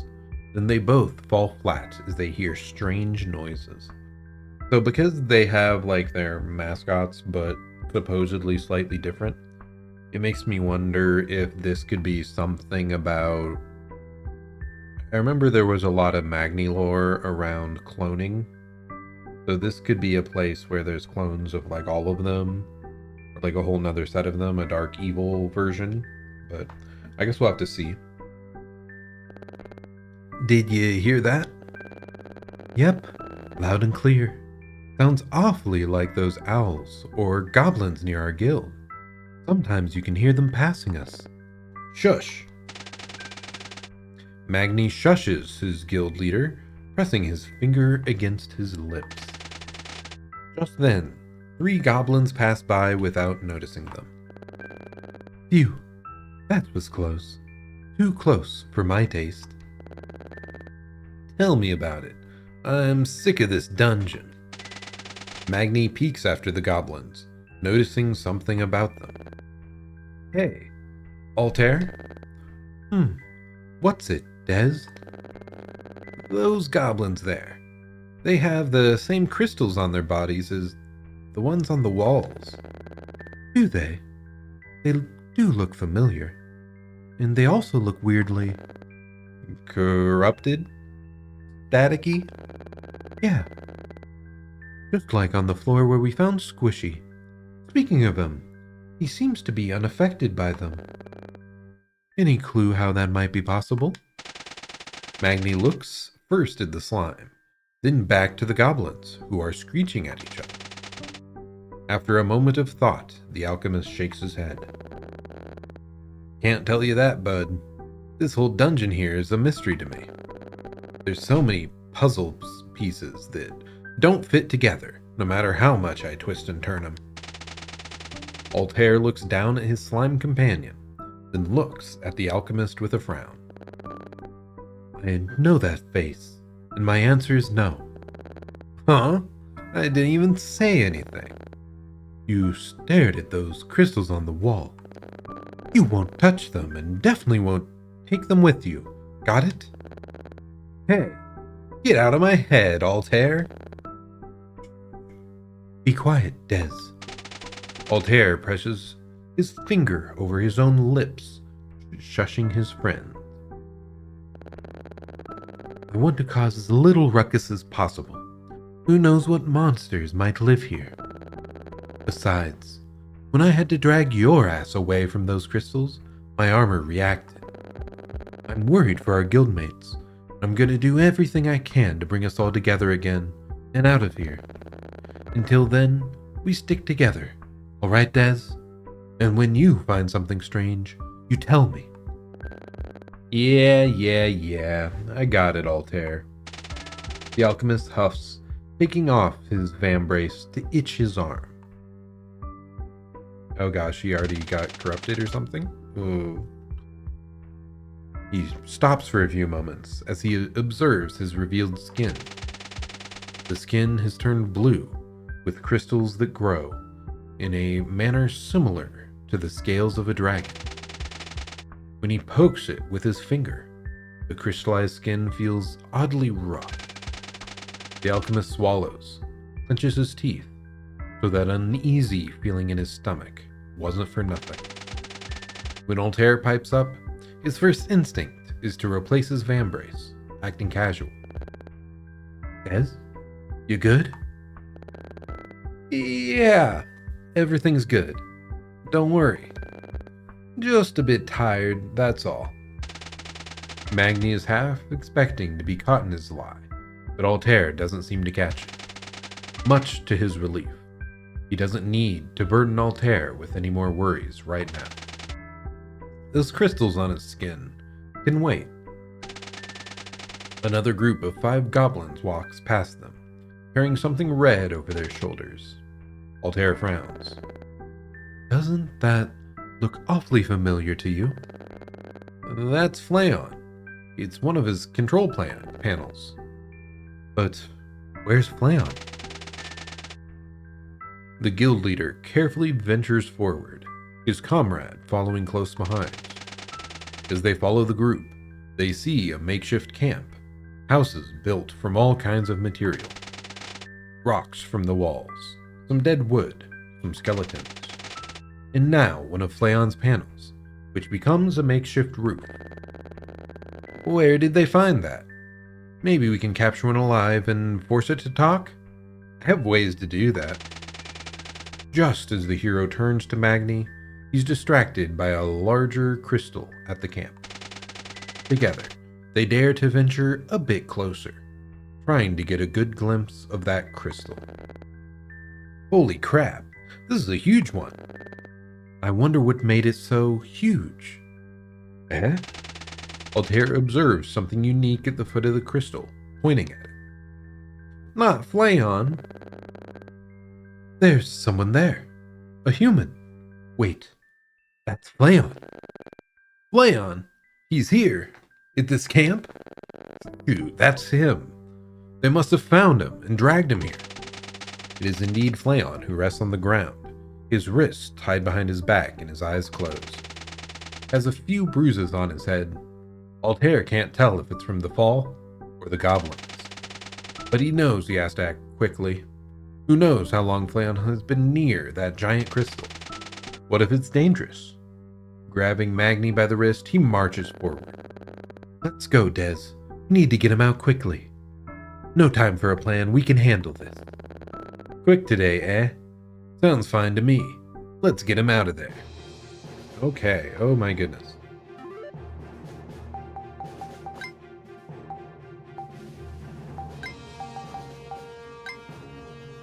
Oh, I guess we could have saved here. That's fine.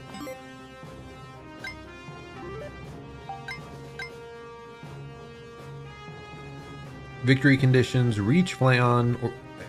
wait. Did it reach Flaon or defeat all enemies? Loose conditions, Flaon's defeated or everyone else is defeated. Okay. Flaon's over there. We have to reach him before something happens to him. Looks like we should be able to break through their defenses and get him out. If we're careful, that is.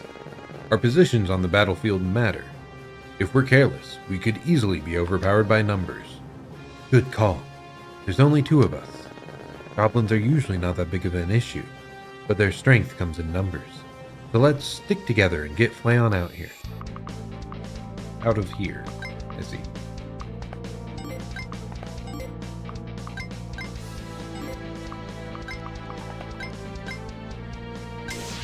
Gonna start with our special mix. And get a nice cheeky little level up.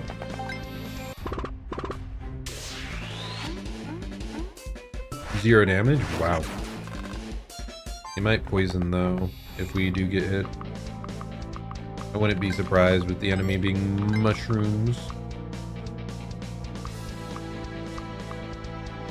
The mushroom here grants avoidance, but you lose defense and resist. It's so weird how many, like, there's an awful lot of, like, negative status effects on the areas on the ground. I feel like it's maybe a bit much, but it's fine. Like, we aren't seeing that many just straight up positive benefit areas on the ground. Okay, and we do have to read this up here, by the way.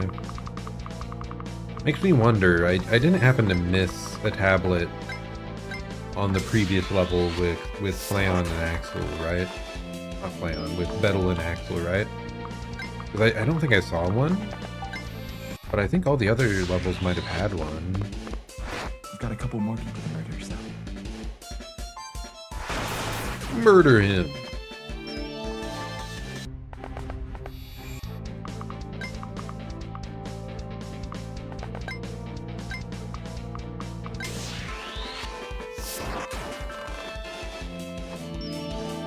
Nice cheeky little level up. You can read this. 246 Delta 47 Tartarus Expedition Day 235. This music seems a bit louder than the rest of them we've had thus far, I think. We reached the end of the dungeon. Does "we" still apply when there are only 2 people? Leader and I figured out the puzzle only yesterday. It took us this long, and we lost everyone. Our guildmates, our friends, were taken over by the crystals. They all became a part of the dungeon. Their shiny tomb for real now. There are only 2 left. The rooms with crystal spawners contain the clues to open the path to the ending. Why didn't we find them months ago? Why did this place have to take them first? Leader feels unsure of the answers. The pattern was obvious after looking around a bit. After finding the boss room, we locked the mechanism that shifts the caverns. No more do they change, and now we will not get lost in traps. Or so we thought. There was no boss, just another empty cavern with crystals tinkling, sparkling, and emitting light. The end had no exit back to the surface, nor any indication of repelling equipment we had left behind to kiss this cursed place goodbye. Just nothing. A blank wall, locked in. Well, at least I don't feel hungry anymore. I mean, it's definitely feeling like clones or something. Like those might be other variants of ourselves. Kinda hard to tell.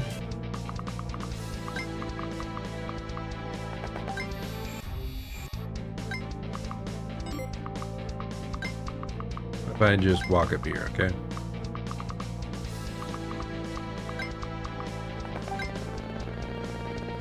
This is bad. We can't reach Flayon. There's just too many, and I'm getting pretty spent. Unlike you, I can do this all day. Maybe you, but not Flayon. What can we do to help him? Oh! Here they are. I knew I heard those glass bottles from somewhere. I can't believe you heard that from all the way across, but I'm glad you did. Hey you two, how's it going? You kinda look like you're in trouble. Hey guys, what are you doing here? Wait, is that Flayon over there? It is him. Let's go, we have no time to waste. Let's meet up with Altair and Magni first, and then get Flayon out of this place. Alright? You've got a couple more people to murder, so. These goblins are awfully weak. Just saying. Like, some of the other battles were a little bit scary, but not this one thus far.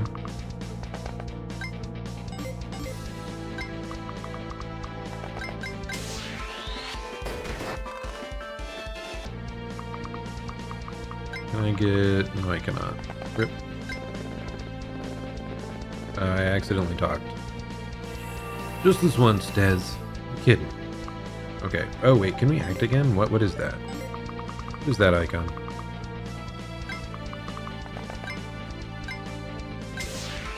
Yo, is this what you have to deal with? Sorry for the matching there. I missed one bit of dialogue, but I think we should be fine. Seemed non-essential.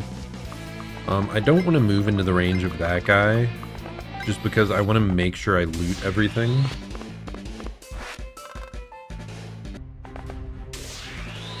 Wait, he can't counterattack when he has that equipped? Okay, that explains why it's so strong with free range. It's because he cannot hit back when he has that equipped. Understandable. Stop forcing me to talk. I don't want to talk.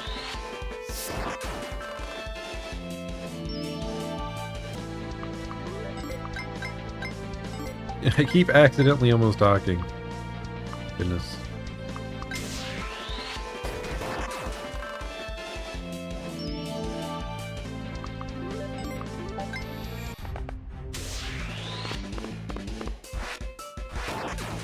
I thought we'd have to, like, get to Flayon before he gets attacked or something, but nothing's been moving and trying to take him out, so... Energy arrows. Antenna tail.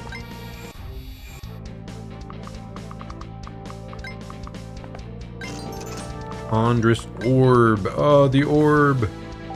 That has to be a Vesper thing, right? And the crystal record. I think that's everything. There shouldn't be anything else lying around. I do once again see that little flame. Maybe we can go step on it this time. I actually want to just do that before we even try to kill these guys. Just to see if it's interactable.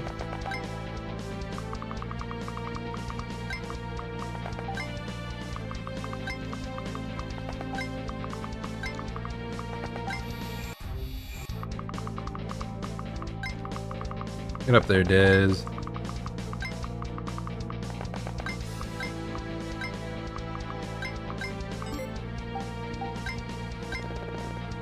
Ugh, you'll pay for that.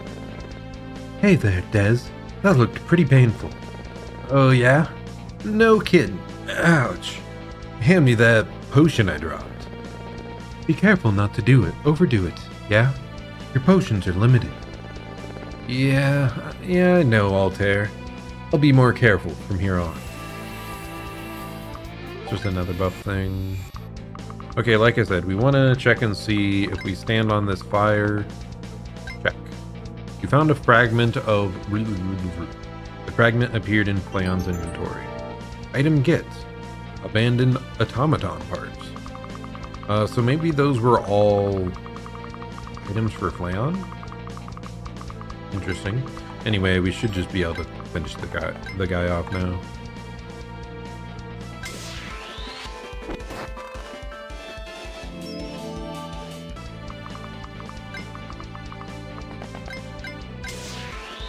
Finish him! That's a lot of magic damage, dude.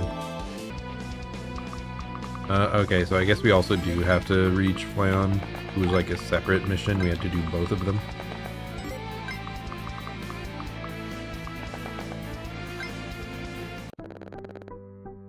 And they're fleeing, as expected.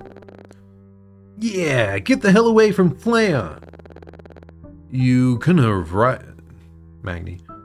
You couldn't have arrived a minute later. This was looking pretty bad for us. Let me grab Flayon. Are you two okay? Look tense. I think we did pretty well.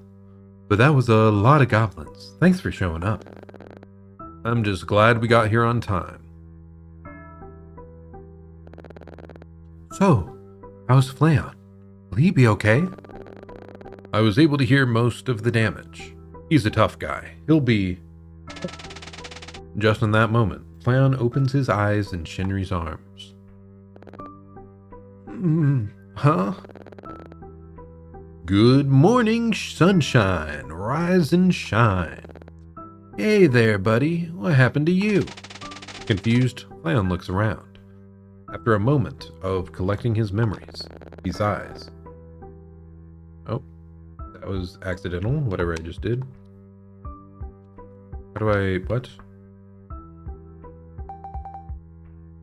Oh, if you go up, it shows the previous one. That's kind of neat. I don't remember much, if I'm honest. It's in bits and pieces. Fragments. Don't worry too much.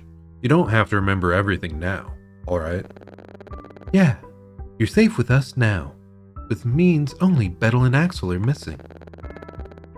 Speaking of them, you didn't happen to see them on your way to us, right? Nuh-uh. Not even a clue. We fought a bunch of weird boars before we found you by accident. Henry insisted he heard noises that sounded just like you. How the fuck do we have signature noises? It's hard to explain. It was just pretty Alteran Magni-y, you know? Henry turns his head aside with a chuckle. Ah, now I remember a few things. I remember I fell. I tried to use my panels, but... Wait. My panels. Where is it? Hastily, Fleon jumps back to his feet, balancing his body with his arms out like a duck. But then, he finds what he's looking for. My panels! Wait, did the goblins use your panels as roofs for their houses? Yeah, those are not shingles. They're sturdy shields for combat. What a bunch of dummies. And with that, Fleon is running to the houses, tearing them apart like a wild beast. Haka is close behind him, clapping to encourage his comrade. Well, looks like Fleon's okay. More or less. But what should we do now, Altair? Are we looking for Bettel and Axel now? Honestly, I don't really want to go much farther in without knowing where they are. But they can't be farther down. We woke up at the deepest part. It only goes up from here. I see. Have you tried the communicators already? We did, but we have literally no signal here. Yeah, that's unfortunate. That means we have to find them all by ourselves, right? Altair nods, looking over his shoulder to observe Fleon as he blows up a goblin house in pure anger. I hope they're okay. I'm not worried about Axel, but don't worry, they'll be fine. Let's just hope they're together and sit tight till we find them, okay? Be hopeful. Only 2 members left, and we can head out of here. Alright, sounds like we're leaving. Time to find Axel and Bettel, and hopefully in one place. But just as Axel is gathering Fleon and Haka, Vesper points to Magni and nods to Shinri. Almost immediately, the alchemist's body language shifts uneasily. Magni, are you okay? You maybe want some rations. You look troubled. Huh? Nah. I'm fine. Just glad everyone's here now. Don't worry. Vesper gives a glance to Shinri, but then just follows behind Altair. End of Act 4.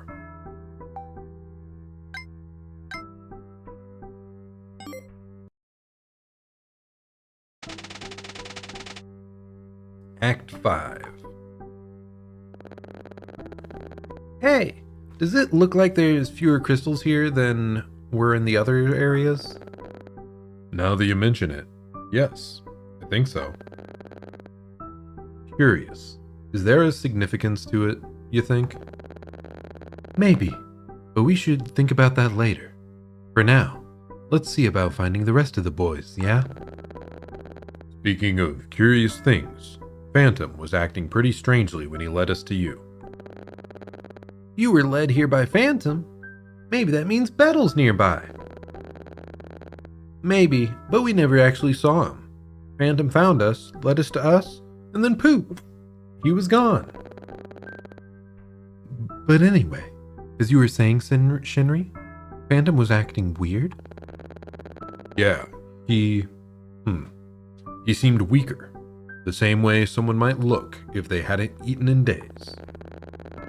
Well, since the little guy's not here, there's not much we can do about it right now. That's true. Guess we'll just have to work on finding him again. Hopefully, he'll be with Bettle when we find him. Alright, let's keep moving then. The more ground we cover, the more likely we are to find them. Wait, hold on, Dez. Your cheek is bleeding. Let me fix that up for you. Ah, is it? Thanks. No problem, dude. Just try to be more careful in the future. Got it? Alright. Chill out, Vez. One little cut on my cheek isn't gonna kill me. If left untreated, very well could. Leon, you alright? Yeah, coming. Wait, what's all this? So he is getting crystallified. All of what? This. You've got little crystals on you, like the ones all around us. I don't know. It won't come off. What? Let me try. You're right. I'm not sure, but it feels like it might be growing on him. Magni? Ah, you too, huh? Wait, don't say... I think you're right, Altair. It appears Magni's been affected by it too. Huh? Dez? Damn it. It wasn't your business to tell him, Shinri. Huh? Were you trying to hide it? No, I was just... No, you definitely were. You weren't gonna tell us. Dez, why? I wasn't gonna hide it forever. Yeah? And when were you planning on telling us? When you've already turned into a giant rock? No, you should have told us as soon as you noticed it, dude. We've got to... Vesper. Oh, that's not good. Ves? What's wrong?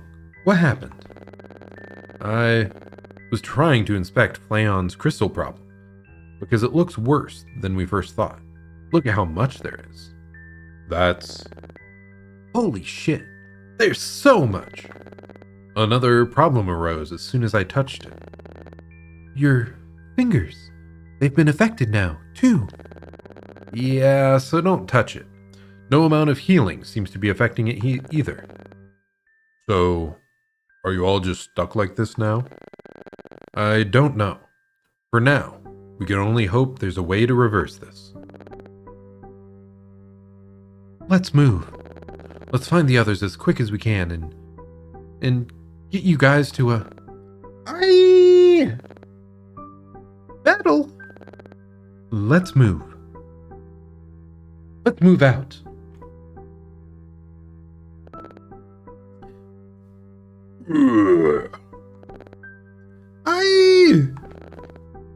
Quit your screaming, yo. Oh, I'm sorry. You just want me to take my death by hammer silently? Yeah, maybe I do. Oh, fuck you. Calm your ass down, man. You're not gonna fucking die, man. How do you know? Oh, this is it. This is the end. Mama.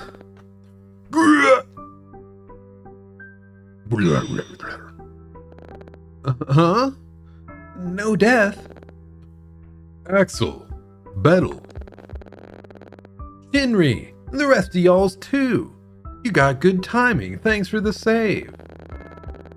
Good timing? You call this good timing? Good timing would have been if they came earlier. Rather than arguing, how about we get out of here? Hell yeah, bro. I'm tired and want out of this place. Then let's move, dudes. Wait. For what? That Minotaur. Do you see something in its hand? Is that Phantom? We have to save him. Minotaur yoinked Phantom? Okay, anyway, we first want to save.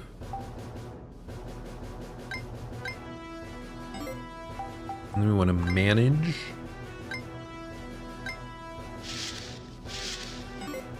Now we want to trade. Do we have anything interesting here? Not really. Energy arrows? I think that goes to Shinri, right?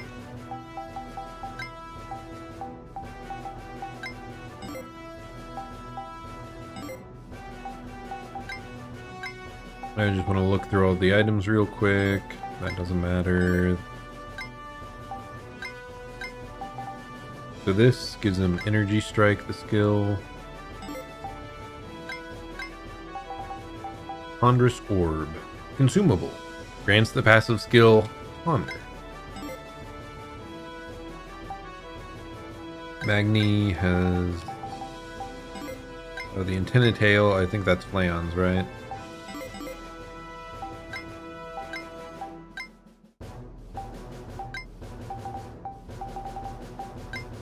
Why do we have so many items for Flayon, specifically?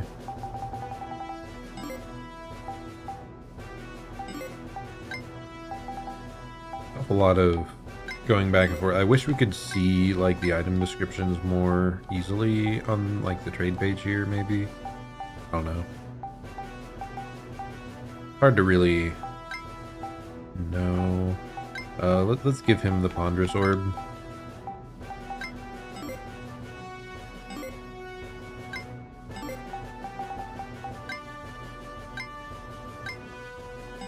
And then it said we can use items.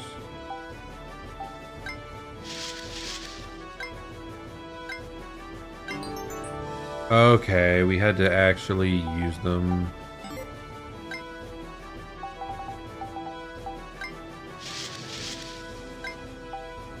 Key set, we're using it. We're also... Do we want to use the Ponderous Orb? I think Vesper is the most orb-like guy, so sure, whatever.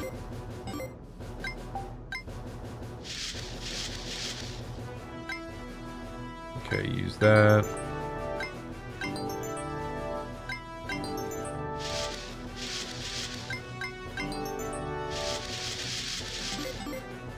Okay, so at least now we've got the stuff. Do a separate save tab because we just used a bunch of consumables. Units, we have to select specific ones, I think. Looks like these two are required no matter what. I think I want Altair over... maybe Shinri? I don't know. I really want to use Flayon because we haven't used him in combat yet. And maybe over Magni will... Wait, what? We can just select everyone. Why did we have people unselected? Okay, begin. Bettel pulled out a bag of biscuits. Victory conditions defeat the Minotaur, or everyone's defeated is losing. Heads up, boys. Here they come. Ugh. Guys, Hawk isn't looking too good. Des and Flay don't look much better. We can't stay here much longer. You're right. Here, you three hang back a bit. Let us handle the rest. No can do, brother. I'm fine, alright? If we're doing this, we're doing it together. Okay.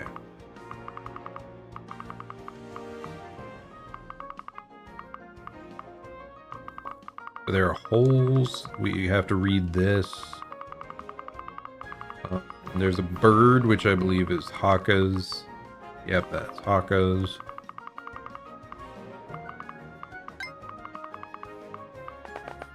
You're just getting close over there.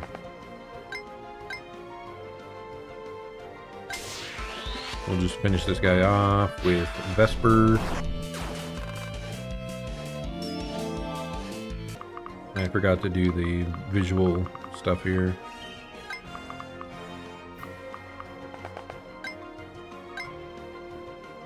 We'll just beat up this guy.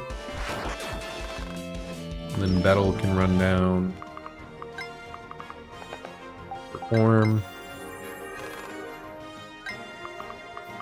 Then Axel 1v1s him. What? I mean, it seems to work. The Minotaur does not damage him in the slightest. We have pretty high crit too. A little bit wild. Okay. Maybe we were too ambitious on our combat. I really hope we don't win like too quickly here. Leon moves quick. Wait, what?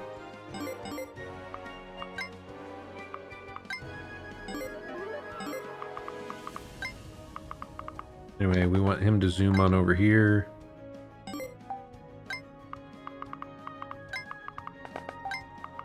Henry is pretty slow, it appears. He is kind of caked up, though, so I guess it makes sense. There's even more of them here. Flay, you doing okay? I'm alright, but...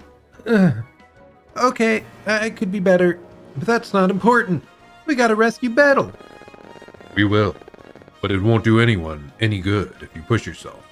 Rely on us if you need to. Magni and Haka, you guys too. These crystals got me walking a little funny, if you know what I mean. Why you gotta say it like that?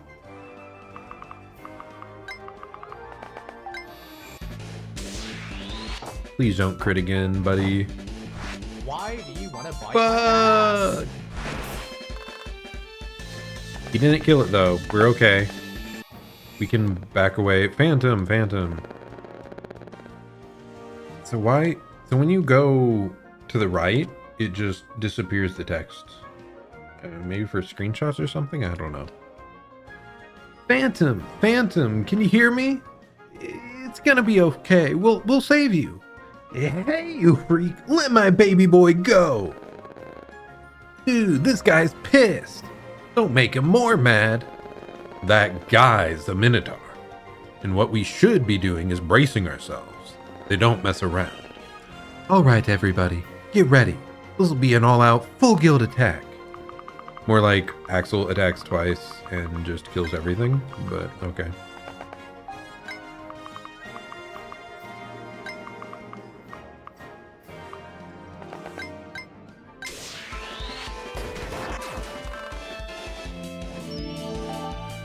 Got that nice little level up.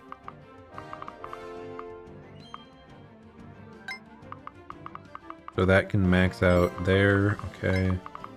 So you can just read this. 245 Kappa 54, Tartarus Expedition, Day 26.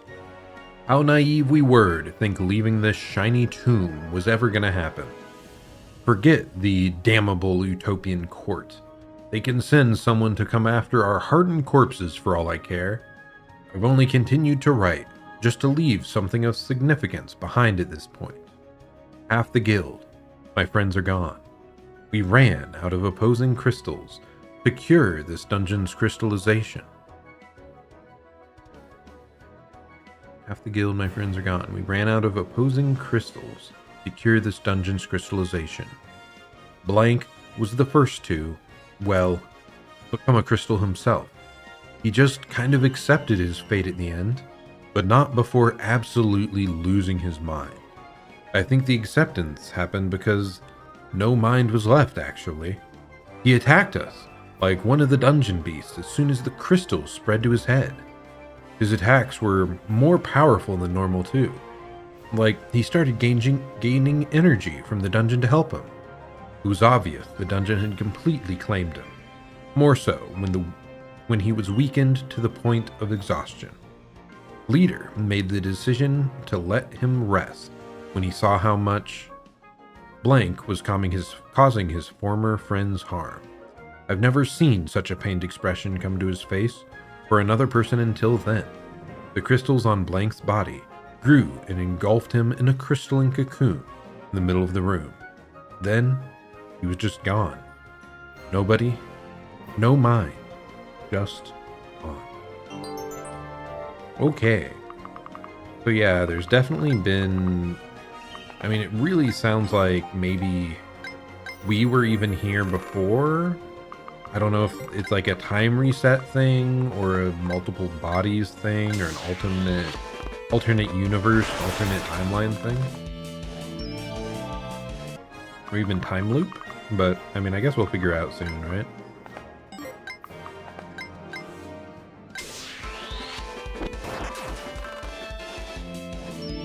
Henry with the snipe! Okay, we got the Casa hat. Not exactly sure what that one is. Oh lord. Please tell me we're fast enough to get away. Where are you? No, we're one slot away. Oh, just barely make it out, dude.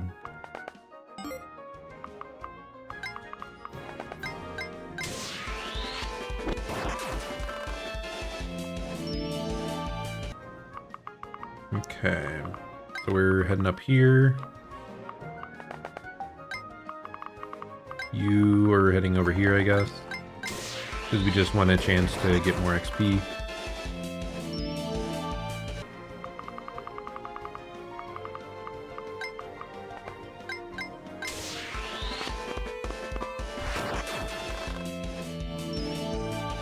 These are a lot of levels, especially for how weak these guys are. What if we just stand on the hole, huh?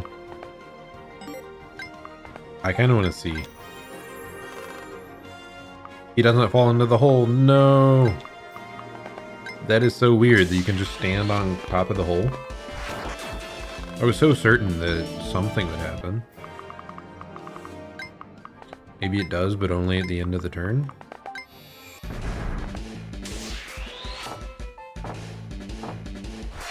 I've got a couple more people to murder, so.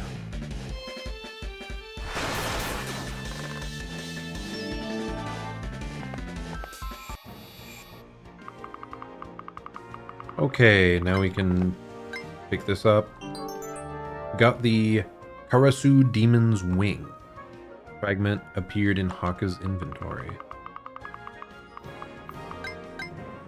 Oh no, I never talked to that. Oh, look at this little friend-shaped bird here. It's picking at the ground like a chicken. A little nugget. Oh, there? Seems to be just kinda minding its business, despite the nearby Minotaur literally going crazy. Sounds like this little friend here must be so hardcore it won't even mind such a scary guy. Haka walks towards the bird, then grabs it between his hands. It doesn't seem to mind at all. Is it even alive? It didn't react to you. Oh. Is it even alive? It didn't react to you picking it up. The bird happily eats the seeds it still has left in its beak, then looks up to Haka. Cheerfully, it flaps its tiny wings. Bro, it has like 0 survival skill.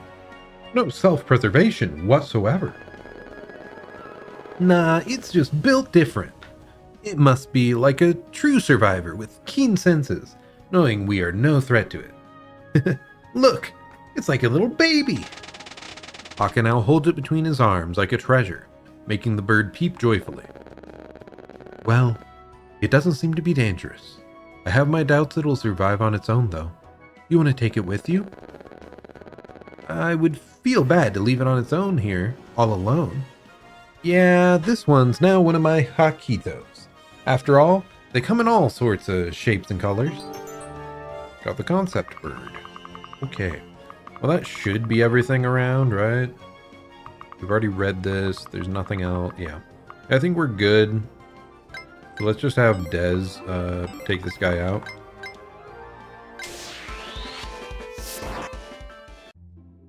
That was a sudden scene transition.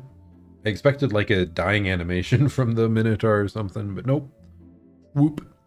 Phantom, buddy! You're okay. Oh, stop. That tickles. Aww. That's cute. Phantom seems way more affectionate than usual. True, but I doubt Bettle's gonna complain about that. Fascinating. What's up? Take a look at this. Do you see anything odd? No. What am I supposed to be looking for? Crystallization, like ours and Flayon's. This thing's surely been here for a while. So why? Why isn't it crystallizing like us? Exactly. What's this now? Found something. I think so. Look at this. Another crystal? Wait, this one's different. Yeah, but look at my fingers. Your crystallized part is back to normal. This thing can do that? Apparently so. Let's see if it can help with yours as well. It's working. What? What's going on over here? Look, Altair. Look what Vesper found on the Minotaur. It can help get rid of the crystallization. Flayon, Flay, come here. What's up? Something wrong? Hold this. What? Oh, it's going away. Yeah. Hell yeah. I knew we'd find some way to get rid of that shit. All right. Now that we've solved that problem and saved Phantom, what do you guys say to getting out of here and going home? Fuck yeah, bro. Let's go. Okay. Anyway.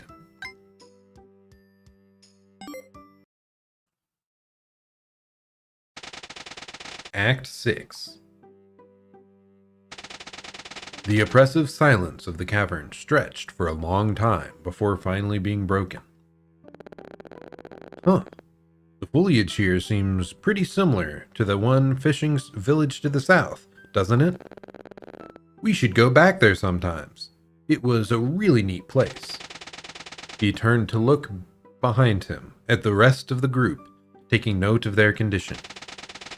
Magni and Flayon were looking a little better, but everyone still appeared quite tired. We could certainly all use a little beach vacation when we escape from here. Sounds fun. We could play in the water and get some sun. Enjoy all the grilled fish. Oi, oi, don't bring up food now. You're making me hungry. While Axel reached down into his pocket and grabbed a granola bar, Flayon gave a soft chuckle. You're always hungry though, so what's the difference? Can I have some actually? Feels like these crystals are draining all my energy. As Axel handed a granola bar to Flayon, he accidentally brushed against the corruption on his hand. You idiot! Just throw it at him. Eyes widening in realization, he quickly pulled his hand back while Flayon jumped back. Yeah! Wait, huh? I definitely touched you, but my hand seems fine. I mean, you were wearing a glove, right? Just saying. Maybe the shard stopped it? We've seen how much it helps those affected already. That makes sense. We should still be careful, though. We don't know how potent the protection is. As Vesper looked down at the shard in his hand, a loud crack echoed around the cavern. Everyone turned to look at Flayon, Haka, and Magni as in horror, that the ground beneath their feet fell. No, Haka! Closest to the group, Shinri reached out in an attempt to grab Haka's hand and save him. Shinri! Haka reached out his own hand towards Shinri, but the distance between them was too great. Shinri barely missed Haka's hand, instead gripping onto the sacred beads wrapping around his arm. Haka and Shinri shared a horrified look as the beads were removed from Haka's arm.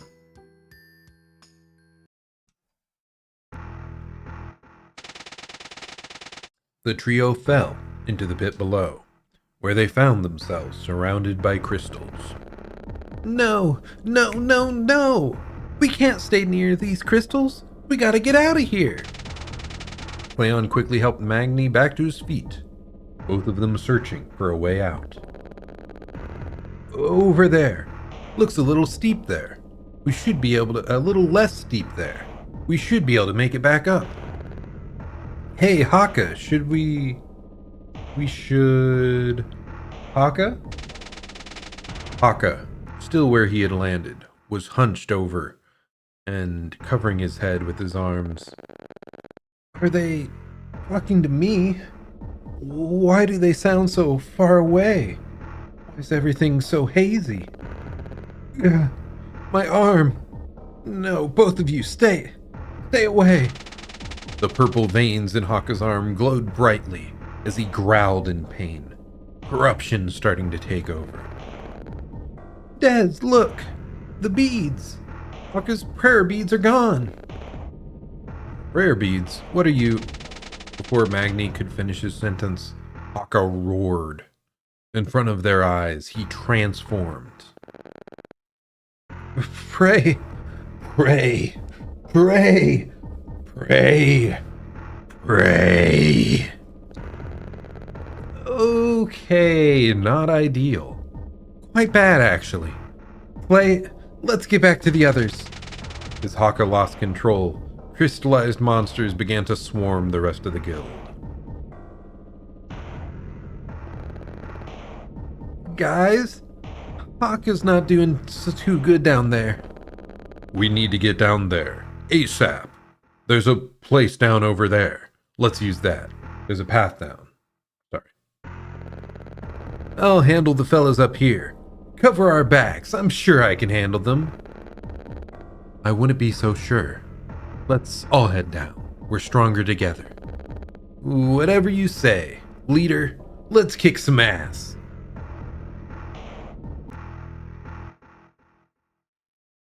Dramatic. Okay, so we save again.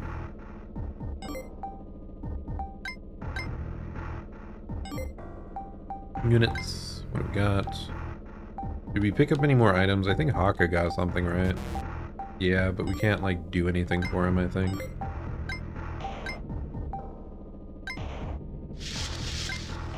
I mean, I guess we can use this. Oh, it says just bonus strength and skill? Interesting.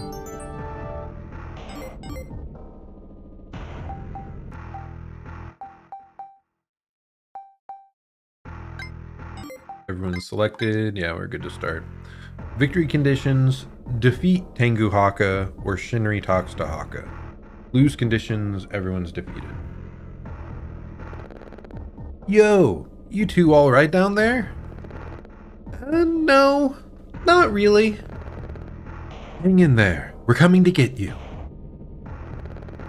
You might want to hurry before Haka gets us first. Ray.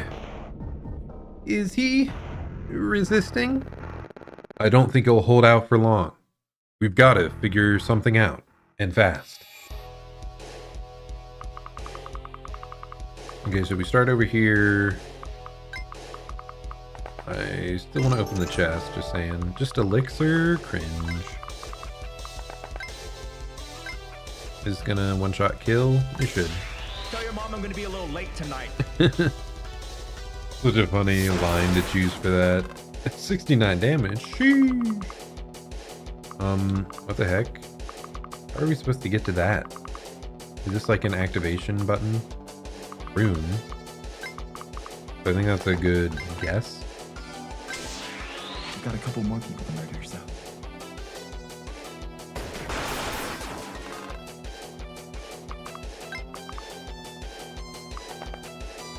I forgot, I guess he's pretty slow, so probably are gonna want to dance him on forward because he's the one that has to talk.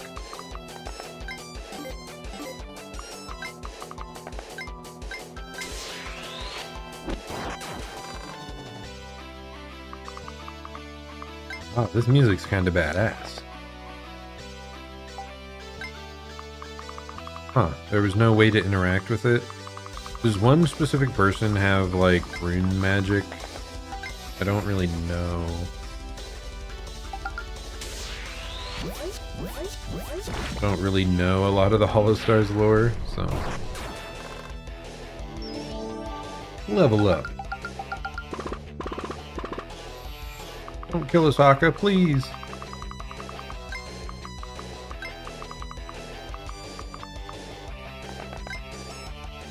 We got here... Ignore defense, seal attack, break attack by half. They all deal the same damage, interestingly. 23, what? 23, 33, so this deals more. But the attack amount is the same. Oh, it's ignoring defense, duh. I'm stupid. By stupid, I just mean inattentive.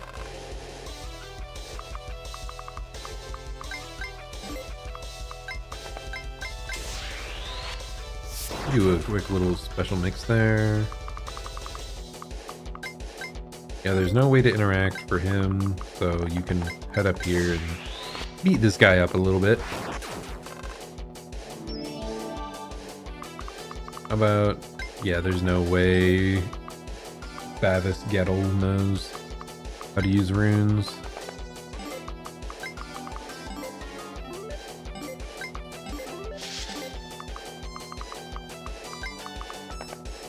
He knows. Okay, good.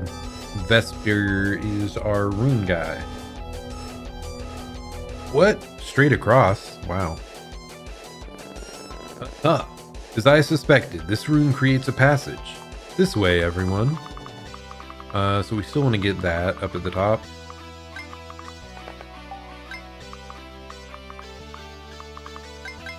And then we'll perform. Because like we said, Shinri's pretty slow compared to the rest of the crew. So he's the one we want to give as much of a boost as we can. What was that? Was that like a self-heal thing? That was kind of strong. If so. Explosion! Okay, we do have to read this. I don't think there's anything else we have to do other than these chests. Warp crystal. Interesting.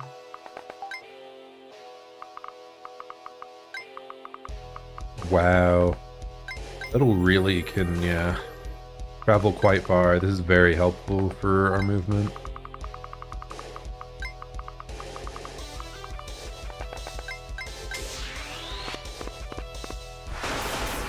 There's so much variance in movement among the characters. Kind of surprising.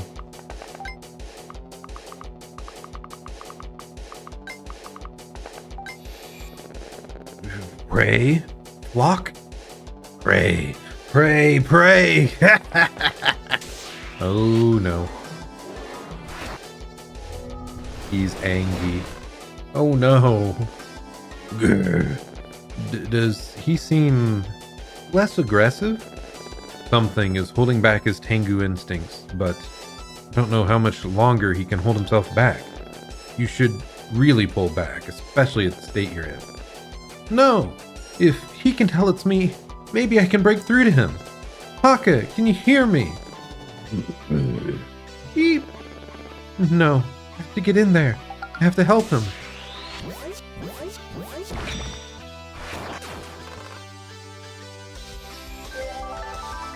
Why is he able to move so freaking far? What the hell? And why are you self-healing? Like, entirely. That's crazy. What item do you have that lets you do that? Restores 10 HP every turn. Okay, yeah, that's wild.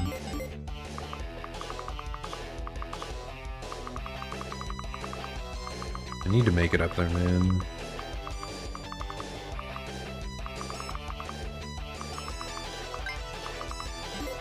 How far can you go?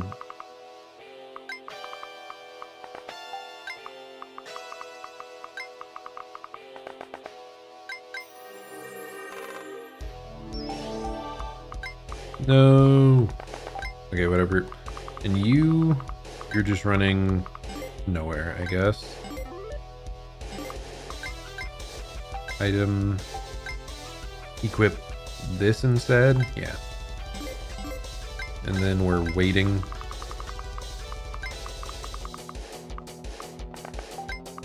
Get Shinri up there. Hopefully he doesn't get one shot or something.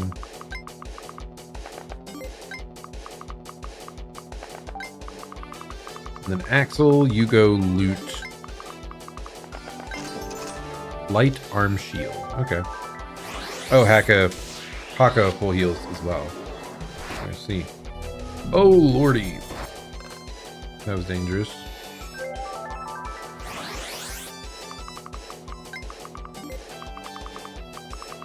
Well, maybe I should have been running away more. No. Healing potion, I guess.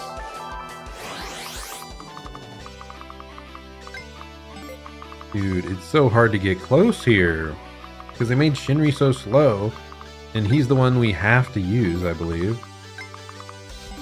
Okay, anyway, you are going to meander on over here. Avisgettle performing. And then we're trying to get closer.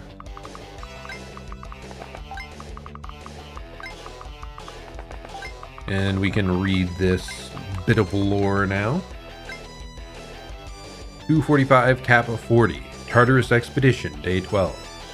A few days has turned into 7. We should have been warned by those shifting earth sounds on the first day here. The dungeon is a changing maze. The path seems like a straight shot to get to the end, but each cavern can change order, and new ones appear as well. We haven't seen the entrance cavern since the first day.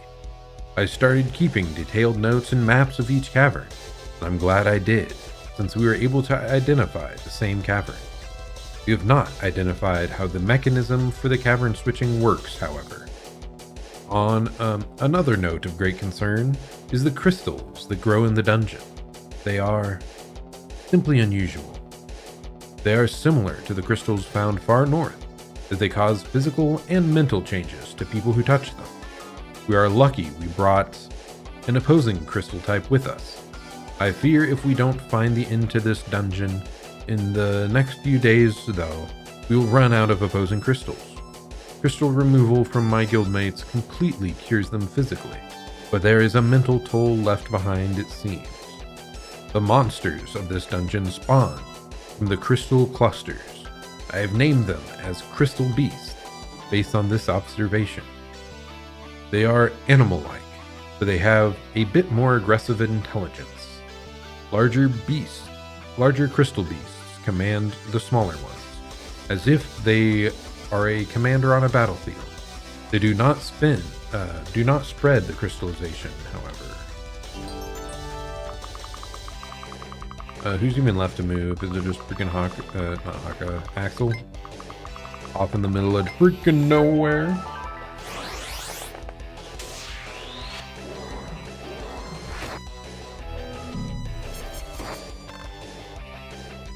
Okay.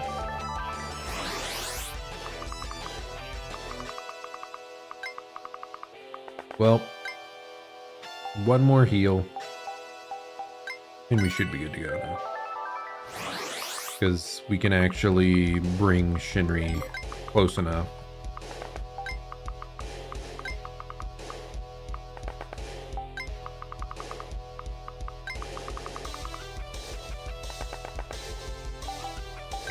And let's actually put Altair up slightly ahead here, because I think he should be better at tanking than Flayon. We're actually just gonna chill, maybe.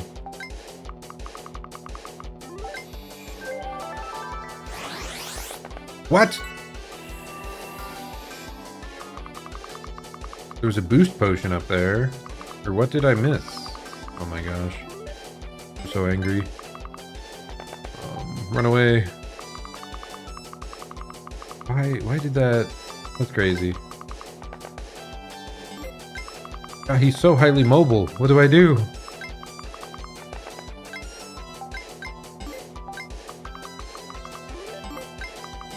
so mad. We finally got close enough and he's running away.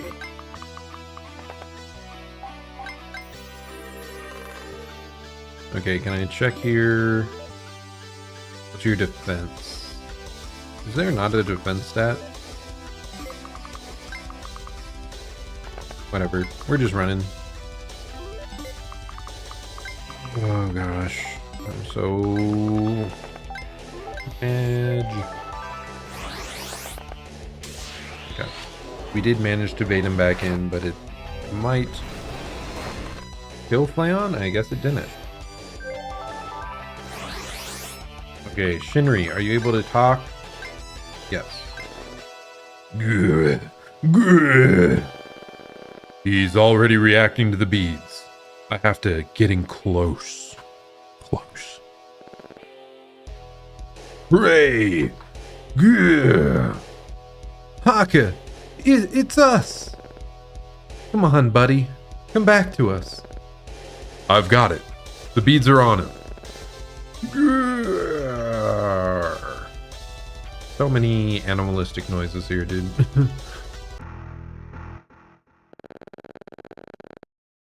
Haka. Haka, can you hear me? It's Shinri. Please, Haka, come back to yourself. Pray. Pray weak. Hunt prey. Haka, please. We're your friends. Not prey.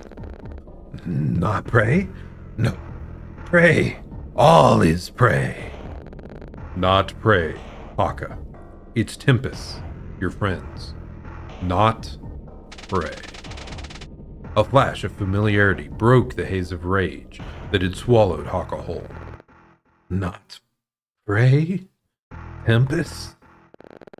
Flock? Not prey. Flock!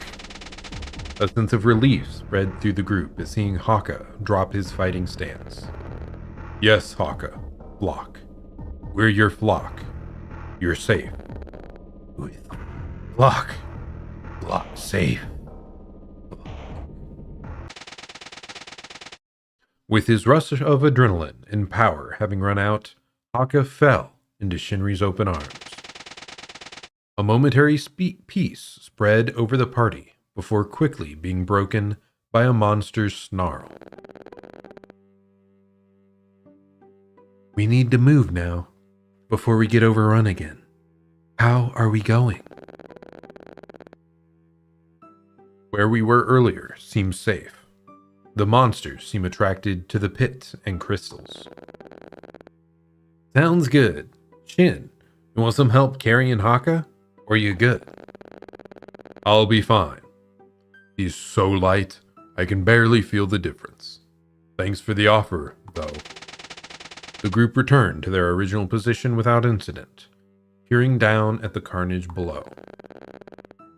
They're all infected with those crystals, turned into mindless zombies. I really don't want to end up like that. Deciding to lighten things up, Bettel put on an exaggerated smile and reached into his pockets.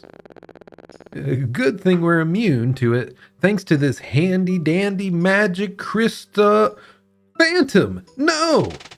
As Bettel held the crystal aloft, Phantom came down from his shoulder to tackle it out of his hand. No! Bad dog! Phantom, why? We needed that! That's it! No dog treats for a week! Silence spread through the whole group until Altair broke it with a strained, annoyed smile. Welp, nothing we can do about it. Let's just move on and try to get out of here. I see some light from the cave up there. I think I feel a breeze too. It might be the way out. All right, let's head out then. Sooner can we get out of here, the better.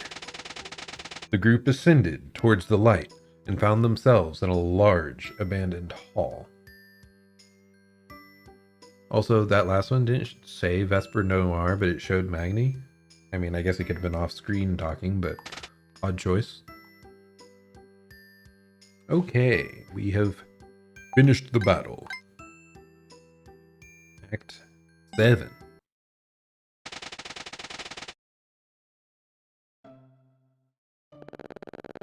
Does this place look familiar to you guys?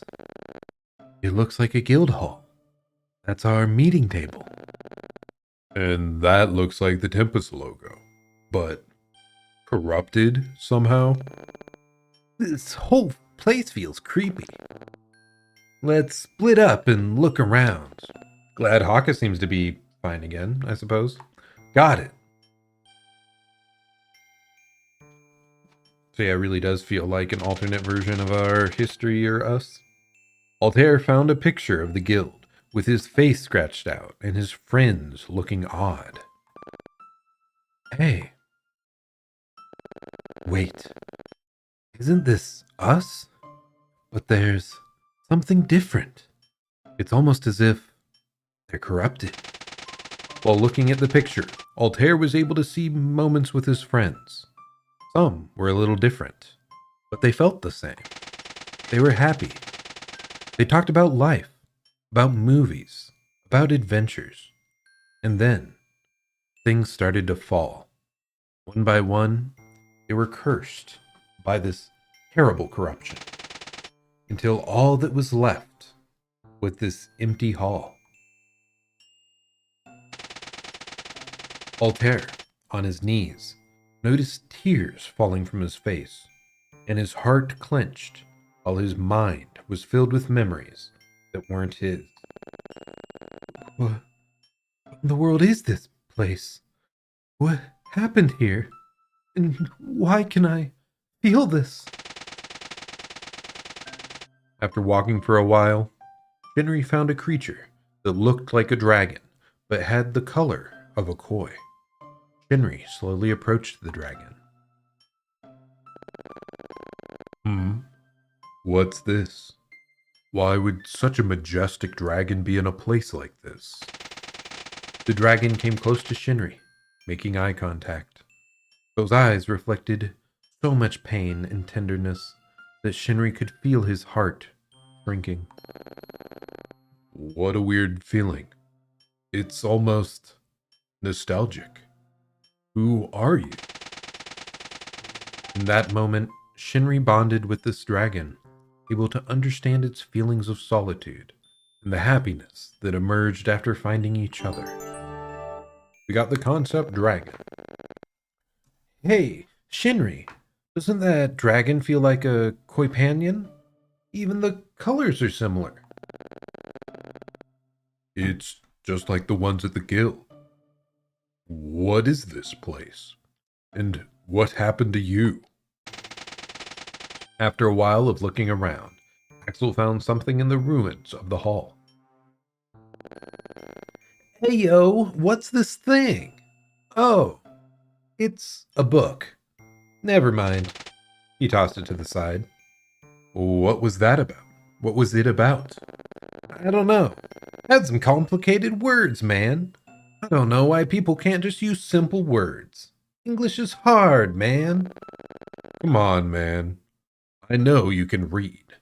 Let me have the book. Maybe it has something useful. Hey, this is interesting. What is it, Flay? Some kinda logbook or journal.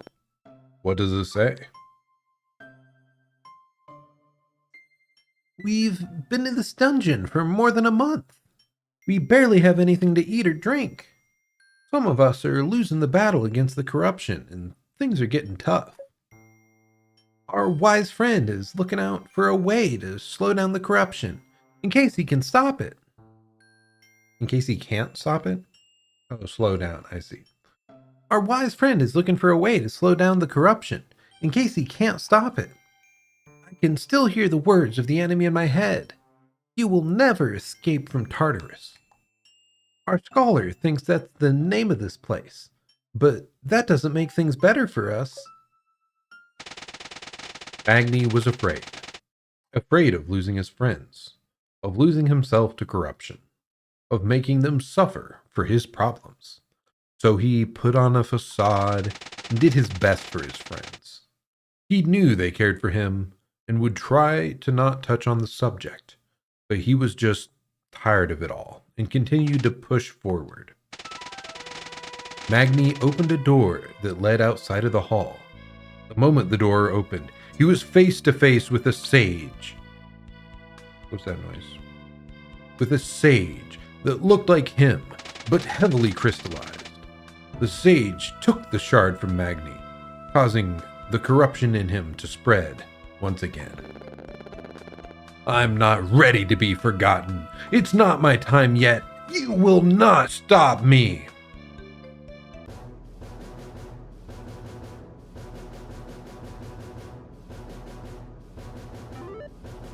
Okay.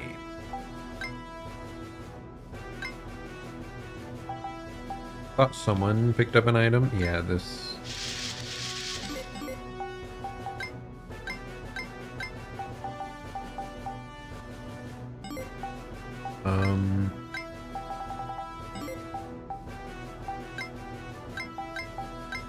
Okay, I get it now.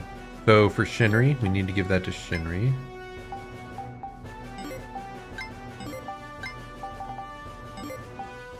What does the warp crystal do? Teleports up to 6 spaces away, okay. The Casa hat for Shinri. We have 2 items for Shinri, it appears. What is the elixir? Just a high healing potion, okay.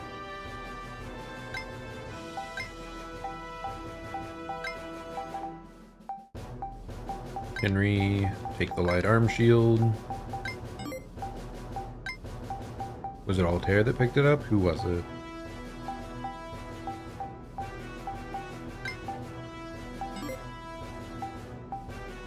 Why am I not seeing it? Was it Magni that picked it up? And it's just at the bottom of his inventory? Yes, it is. Okay.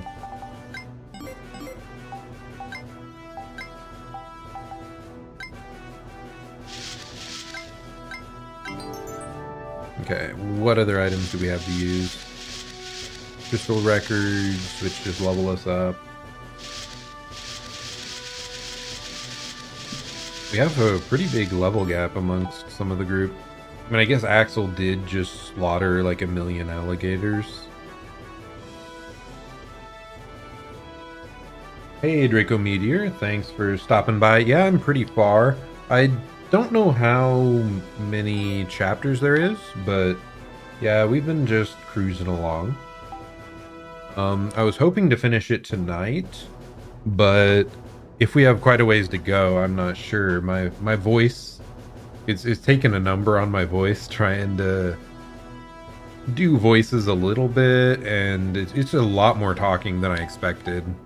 I thought there'd be a bit more like the levels, but it's mostly dialogue. But okay, anything else going on here? We'll just save over top this. And yeah, we're just playing on the normal difficulty, so it hasn't been that challenging gameplay-wise. Honestly, the hardest one was just the alligator map. Okay, anything else? Make sure everyone's selected. We're good to go. Fights. Victory conditions. Defeat the sage. Lose conditions. Everyone's defeated. Okay. Hez, are you okay? Who was that guy? I don't know, man. He just pushed me and ran off. Don't you think he kind of looked like you, Magni? For a moment, I thought I was seeing double. Don't be ridiculous, Axel. There can only be one Magni Desmond, and that's me. The alligator sage? Yeah, I was just getting run down by so many of them nonstop. I wish I'd realized a bit earlier. There are some items like on the ground. It looks like a little flame thing. And I wasn't able to get the one on that stage, and I probably missed one on an earlier level. But, oh well, it's not like we're struggling much. If they're just stats, then we're probably fine. He wasn't wrong, though. He did look like you. How about we chase after him and ask what's up? I get the feeling he won't be much for conversation. Nevertheless, let's go after him and talk when we can. You got it, boss. Okay, what do we got now? There was one of these guys. Concept Bunny. What? Is this for Magni? The colors are like Magni's. Especially because it was just Axel and Bettel. Pretty sure that's why you had 2 win cons, escape or defeat the boss. I did end up defeating the boss. It was just kind of odd how, like, it was really easy to dodge most of the attacks, but then Bettel, like, finally got hit and went down. But Axel, he's so freaking strong that I just ran straight through the spawn point of all the alligators with how I was going, and that's probably why he's so ridiculously high leveled right now compared to everyone else. Because what did we get him to? I think it was like, yeah, he's level 16 right now. Yeah, I guess this is probably Magni's creature guy, just because of the color theme. Shame we can't bring these things. Aside from the growling and the biting, these rabbits are actually pretty cute. Well, what about this one? Is that one nuzzling your boot? I think he likes you. Try picking him up. All right then. Up you go, little guy. The neutral Concept Bunny hopped away from Magni's grasp and sat at attention, just out of arm's reach. Yeah, he is very, very luck-oriented. However, Magni just walks to it and grabs the bunny with his hand. It seems oddly fine with it, and Magni decides to keep it by placing it on one of his artificial hands. Concept Bunny acquired. Nice. So confused, like we lost health there basically. But I think actually we gained max health, it just doesn't heal us. Whatever. We'll figure it out. There's an orb up here, by the way. Can we interact with it? Nope. Cannot interact with the orb. How unfortunate. So we have one treasure on the left here.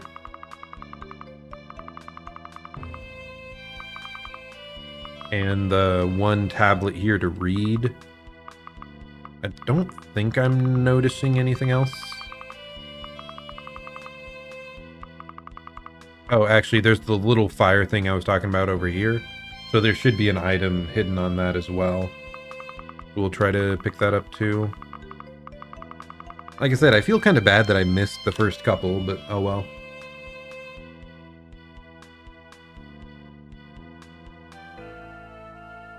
Yeah, there are some games like that where if you gain more max health, it doesn't heal you in the current fight, but yep, we'll see. It just leaves me a bit confused when I see it out of nowhere, so. What games are like that? I know... I feel like Unicorn Overlord, a tactical RPG I've been playing really recently. When you level up and gain max HP stat, it just adds on to the total. It doesn't actually heal you the 1 health as well. So it could be something like that. I mean, it can be a design choice. Or a sneaky little bug. Okay, let's poke the rabbits. Perish.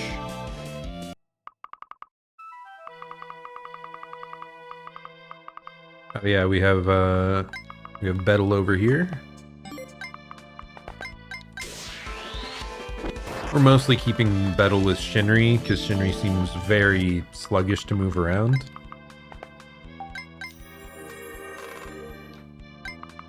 Get going, buddy.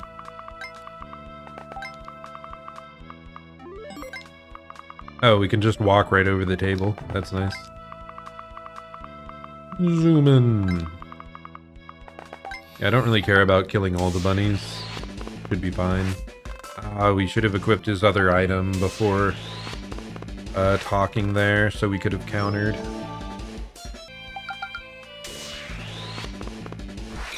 I mean, at least they all deal 0 damage to our boy, the Magni.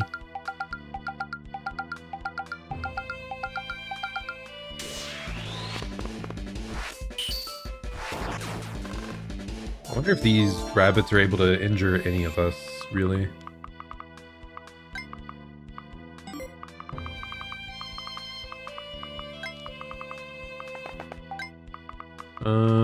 You go stab this guy.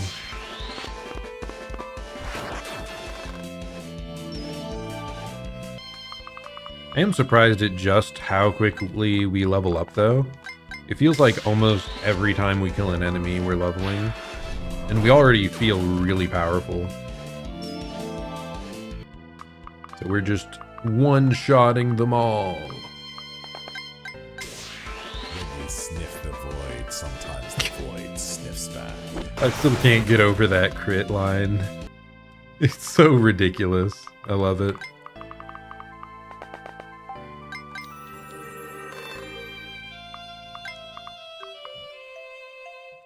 So have you already played this Draco Meteor? I assume.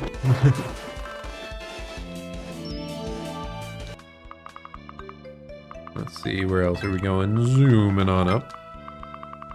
Yeah, overall, I do watch more Hololive than Holostars, but I am still a big fan of the Holostars boys. A little bit saddening. I was the one I followed the most at the time was Vesper, because he was just fantastic. Seen most of the story? Okay. But yeah, I used to... There aren't many actually, there aren't many streamers in general that I actually watch their live content on the regular. Most often it's like clips or highlights. But Vesper was definitely one of those. I recommend checking out the talk option. Yeah, when it like buffs up other people and you get more dialogue. I have done it a little bit. Though, yeah, I could probably be doing it more. Most of it's that when you talk, you're missing out on an action, so I don't want to do it when the enemies are standing right there.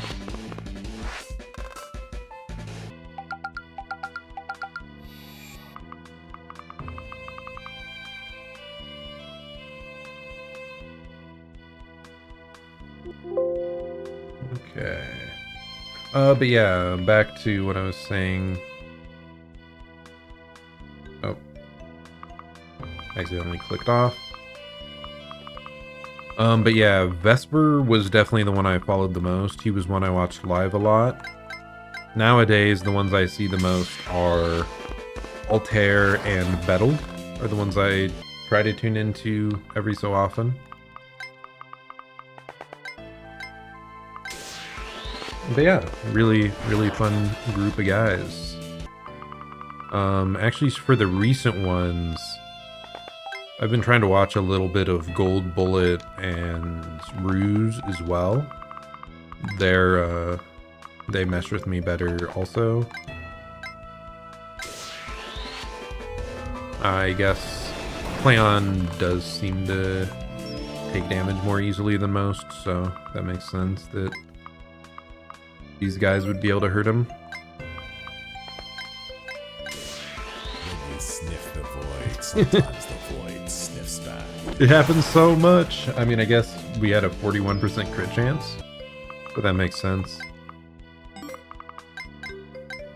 Oh, it's so good. That voice line is so good. Yeah, I wish I had more time to watch all the boys, but there's only so much time in the day.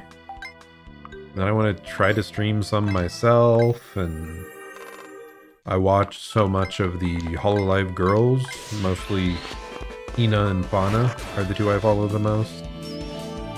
And clips, and then all the other content, like... If only there was more time in the day to watch every VTuber.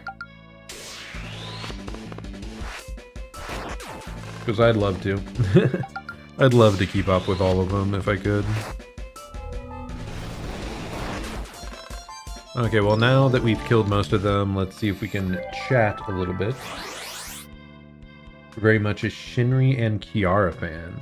Nice. Shinri, I feel like I haven't given him enough of a chance. Because I do remember when he first debuted, I was quite interested. I almost feel like part of the issue was I just wasn't being recommended clips for Shinri. But it was really cool that he has like a bunch of postgraduate degrees, I believe, for university. And he also just had some more like reasonable life lesson type takes, I remember, that I saw in clips. So yeah, I'd like to give him more of a chance. And then Kiara. I also like Kiara a decent amount. The big thing for her is her music that she's released. She's actually probably released the most songs in Hololive that I really meshed with. Like, I really liked Fever Night, especially when she released that. More recently, what are they called? Retrospective and The Great Wanderer. I think those might be the titles. But I love all those songs. They're so good. Oh, and the For Blood cover that she did was also fantastic.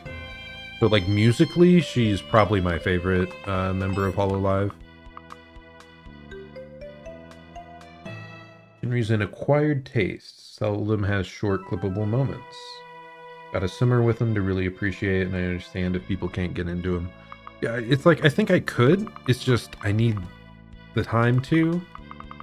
Oh, it looks like we have to go up here if we want to try and get down to the flame, because these torches can't be moved through.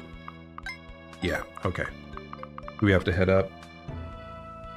Like my avatar, Omar Level Up 2. Thank you for stopping by, and thanks for the compliment. This is just a Vroid model that I quote-unquote made myself about... I guess I started streaming... God, is it almost a year and a half ago now? That's wild. And then I edited it one different time for the different hair colors and slightly more adult face proportions. But yeah, it's a really neat program that you can just, with a lot of sliders and whatnot, you can make your own model. Des, is that one of those bunnies from your lookalike? Yep. Seems like it likes me. At least so far. Hasn't tried to bite me as much as the others. Dude, it's biting you as we speak. Those are just love bites. Just like my mags at home. Love to do, you know? I just hope this little guy doesn't have rabies. You don't think it would have rabies, right? Honestly, anything seems possible down here. Des, what are you doing with that syringe? Oh gosh, you just stabbed each other for a buff. Hey, yeah, thanks for subscribing, bud. Okay. I haven't streamed that much in a while. Here, gonna eat dinner now. Hope you enjoy the rest of the game. Yeah, I definitely want to try and make it through this. It's probably gonna get pretty late tonight, but as long as we're pretty far along, I think we can manage it. Let's see, what was I saying? Yeah, thanks for subscribing, and I haven't streamed that much for a while, but I'm picking up again recently. I work at a school, and I also coach their esports team, and that's just been wrapping up, so that's a big part of the reason why I'm going to be more free now in my afternoons, so I'm trying to get back into streaming on the regular. But yeah, thanks for stopping by. Let's see. Oh, I miss Vesper, man. Vesper's so cool. Okay, anyway. So, the sage is up there. We should make sure we don't walk into his range, because we want to make sure we pick up all these items. There's so much talking! Hey, Shinri. It's not just me who feels oddly connected to these little guys, right? You and that dragon? Yeah. I know what you mean, but Des? Yeah? Don't you accidentally kill your own Magmites from time to time at the guild? Or just eat them? Hey, whoa, Shinri, that's different. My Magmites taste like fruit candy. I don't know about these guys. Well, why don't you try it? No, sir. You won't gaslight me into trying to eat one of these bunnies. Whoa, stop! Put that one away! Oh gosh. Yeah, they definitely have a lot of neat little interaction dialogue here. Seems fun. There's too much talking though. I can't handle it. It's great that it's all there. I like it, but I also want to do the gameplay, so.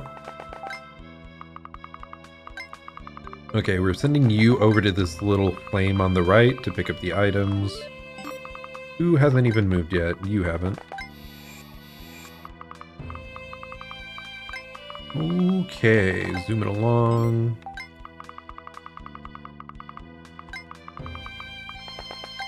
Such big maps. trying to reposition for this stuff takes a while, especially with such a large crew. I do really like tactical RPGs though. One game I have been playing a bunch recently is Unicorn Overlord. It's kind of got a similar... It kind of scratches the same itch as Fire Emblem for me. It's been a ton of fun. The difference is your units that you control are actually like combinations of a lot of different characters. And then you move across the map in real time. It's not like turn-based when moving around the map, it's real time, so it's an interesting like new take on the genre that I've really been liking. So that's what I've been streaming mostly for the last 2 weeks or so, and I think I'm only like a third of the way through. We're gonna be playing that so much, but it takes forever. Oh, there's so much world to explore. Okay. Anyway, let's jump on down here. Item get. Proto double spear. Very nice. So all that's left is Leon. We're just gonna chill there, get everyone as close as possible so that we can all strike at once.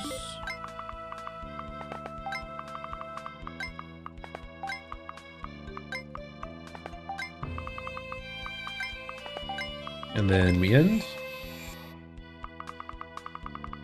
And then finally we get to see what items we spent all this time going for. You found a fragment of unknown. The fragment appeared in Bettel's inventory. Item get, Showman's Mask. Oh, we already got that. That was the spear. Okay, we're finally good to go up and attack. Oh wait, no, we need to read. I almost forgot to read. That would have been tragic. 245 Kappa 33, Tartarus Expedition Day 5. We finally found an entrance to the cavern dungeon system the Utopian court wanted the guild to explore. After 3 days of combing through plains outside the capital, we came across an entrance. Well, I say an entrance, but it really was a damn hole in the ground, surrounded by hills. It took us all day to rappel down. Rappel? Rappel? I'm not sure that's the right version of rappel, but I could be wrong. I can't imagine how long it would take to climb back out. Leader says we won't be spending more than a few days in this dungeon, since it's just an exploration quest. We just have to bring back some crystal samples for the Academy to experiment with, and a record of what we see. I begrudgingly accepted the record. Oh, no, I didn't do it. You have arrived. Though you may share the faces of my companions, you are but mere echoes of them. You cannot replace them. You cannot be who we were. They live on solely through me, and live on we shall. So I think that last thing just got added to the journal. Yeah, we did. And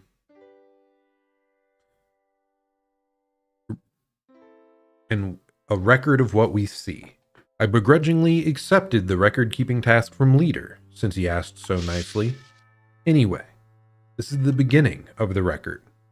The dungeon entrance is similar to all the other ones recorded by past adventurers.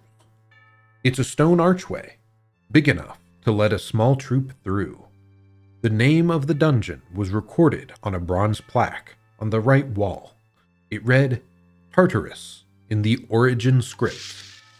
Braziers of blue fire were placed on either side of the opening. A set was on the other side as well.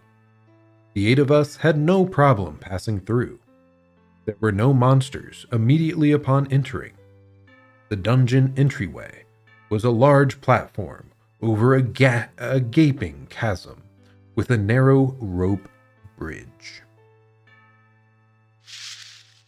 We decided to rest there before beginning to cross.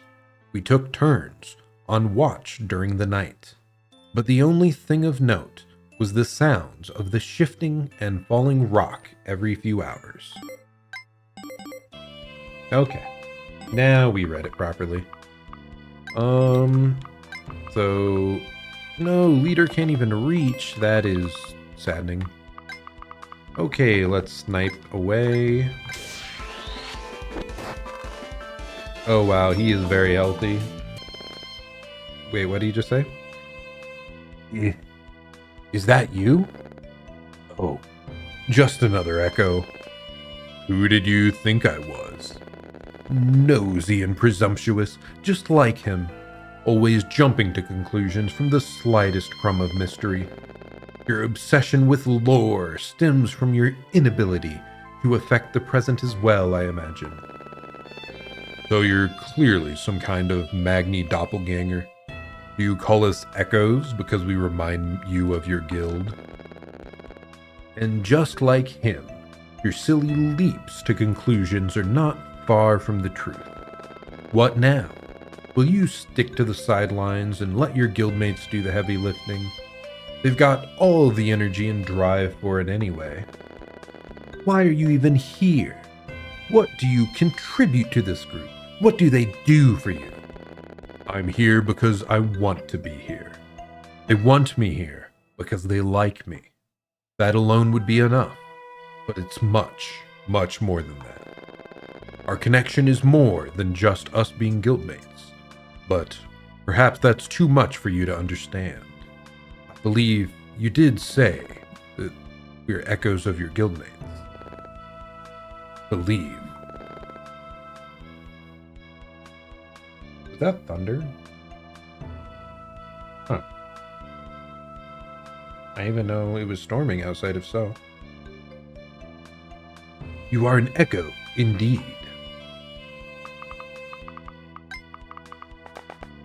No, we can't reach them. Get up there, buddy. We're just all gonna... Maybe we can chat again? Yes, we can. They somehow look just like... Your Magmites, right? Yeah.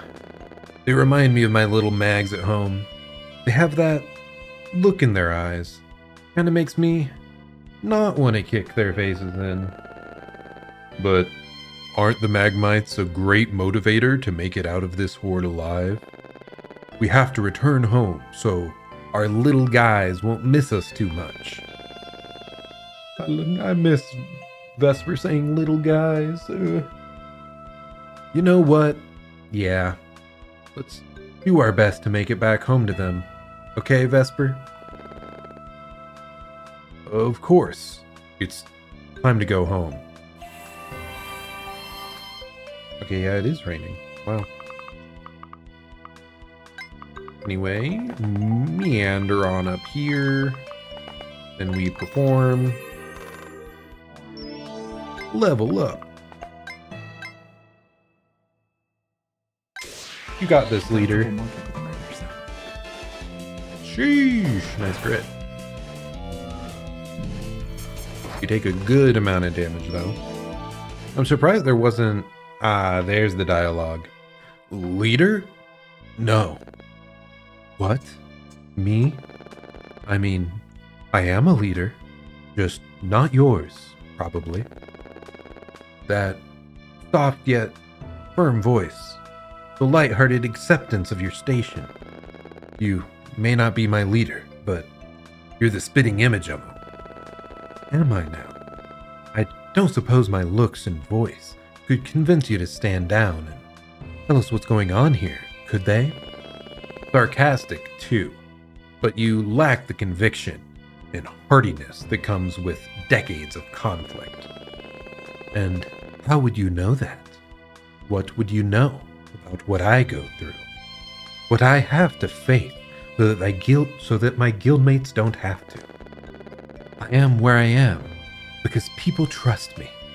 I step up, not because I'm suited for the role, but because I know I can grow into the person that is. And my role right now is leading this team to take you down and get out of this damn place. I see.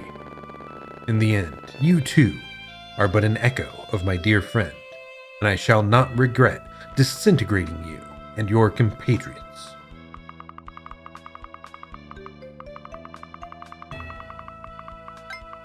Zoom on up here, Axel! Yeah, we're probably dead.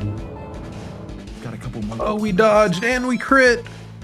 The clutch from Altair! With the 69 damage crit. My friends, no. I can't just disappear after all those years of waiting. My leader, my friends, my bunny nation. I'm sorry. I've always been a loner. What's happening to him? His body. Crystals.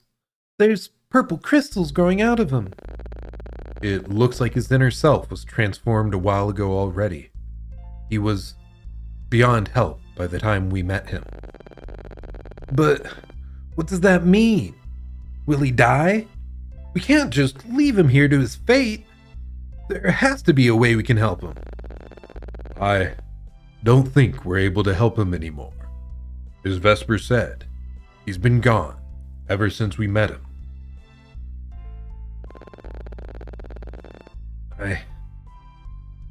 I'll finally be able to go to see them.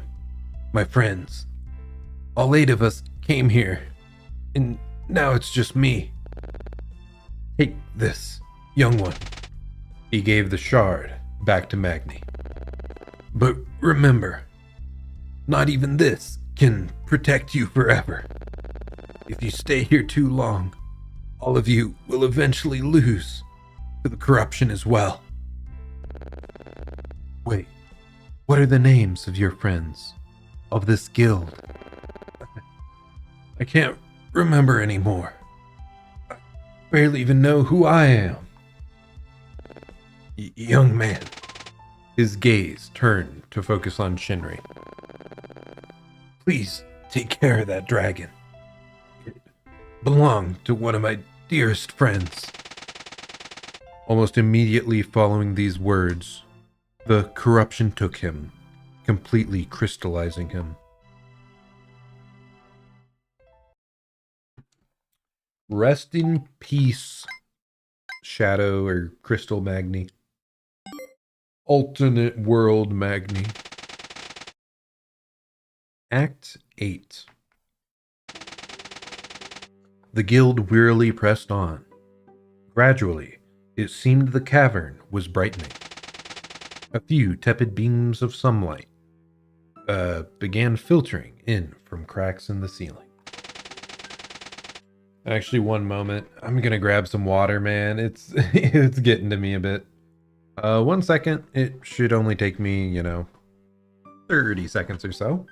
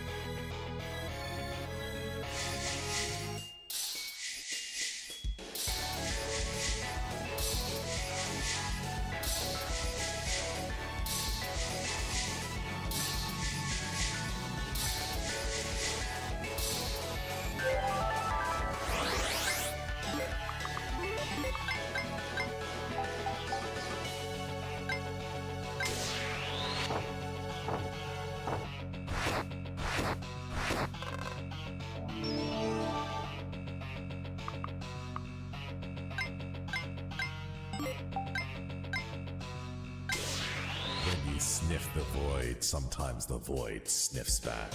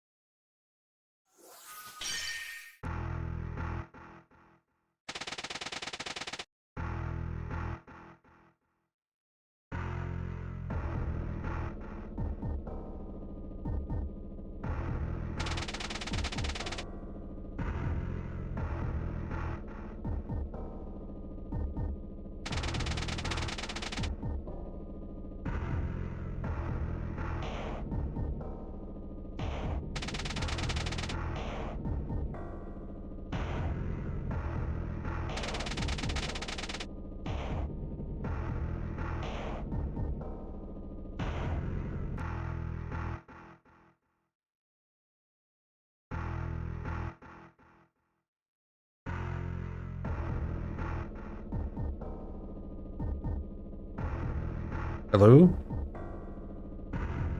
Hello? Oh my god, was my mic somehow muted all that time?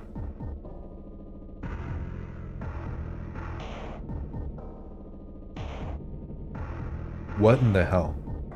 I'm so mad.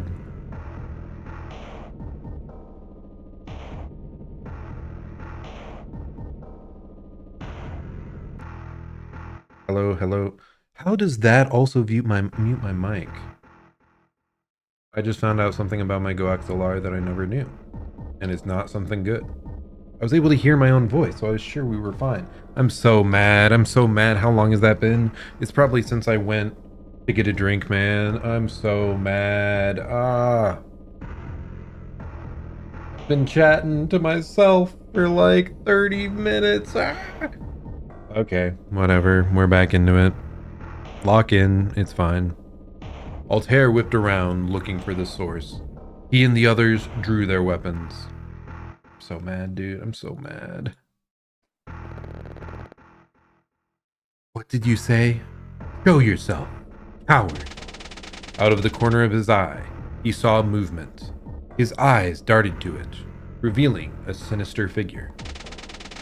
The stranger stepped forward from the dark, shade clinging to his form like shadowy armor. Letting out one last cackle, he repeated his words. I said, you aren't going anywhere. End of Act 8.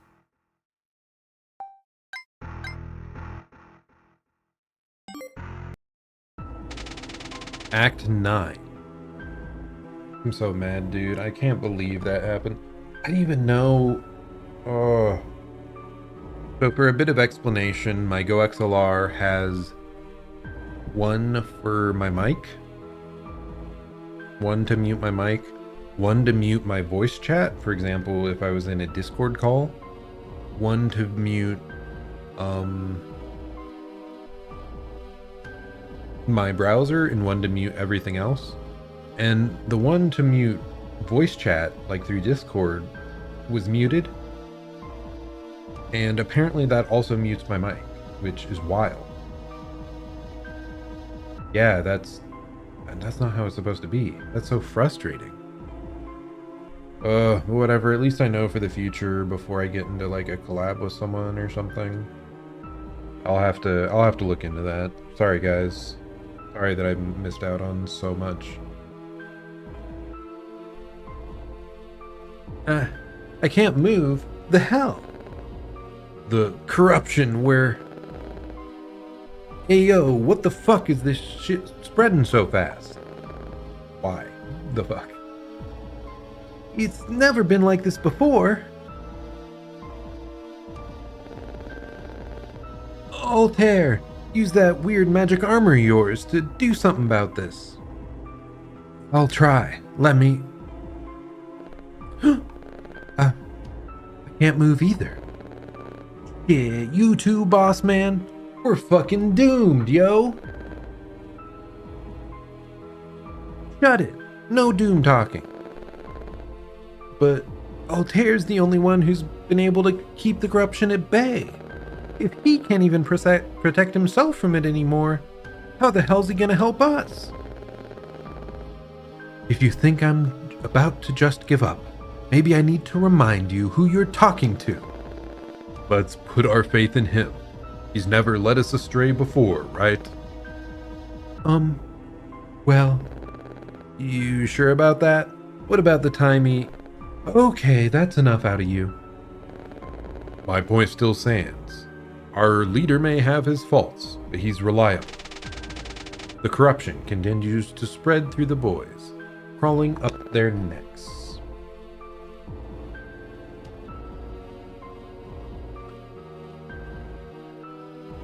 Oh, fuck! Altair! Huh?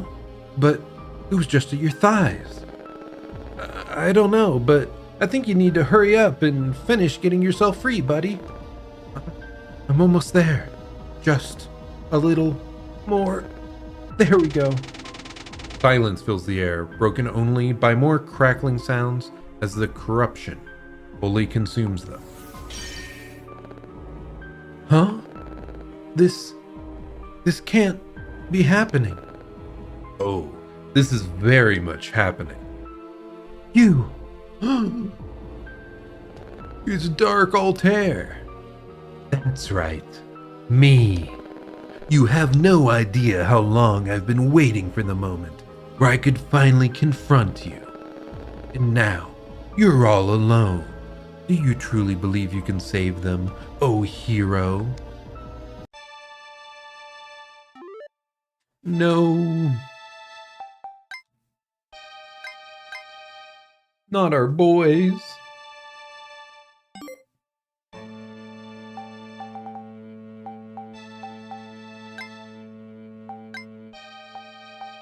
Okay, so we do now have Misaka. Want to give him the proto double spear, though honestly, are they the exact same thing, I wonder? No, the double spear is just better.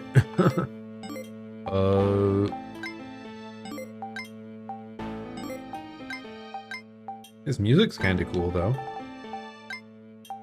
I mean, I think the proto double spear is just worse than Vesper's spear, but whatever. I guess that item is just useless now. Kind of surprised. Anything else? Do we have more items?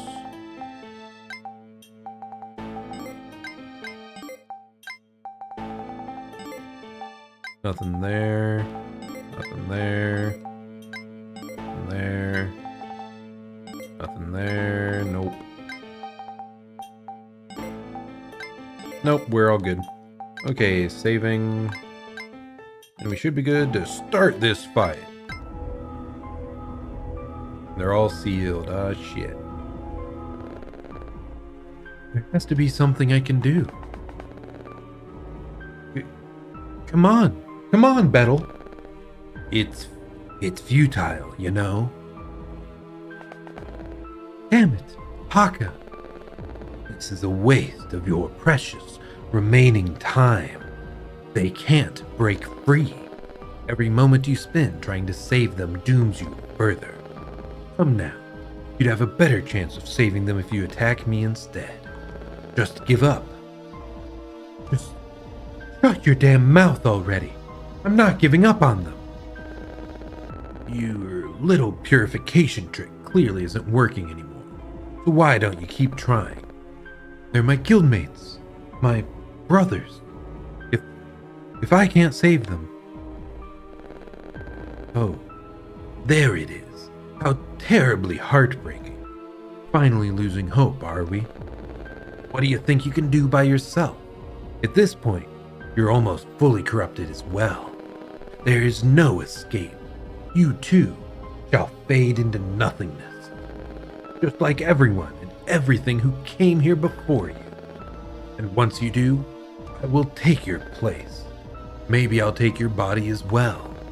Just imagine it. The entire world will submit to me while I wear you like a butt. Listen to their screams and cries as they quiver and quake, begging for mercy beneath my foot. The delicious despair of the people, realizing they've been betrayed by the hero they trust and love. The beloved hero, overpowering and forcing them to kneel before him. The thought alone has me quivering with anticipation. You're insane. So you'd say. But remember, one man's insanity is another man's brilliance.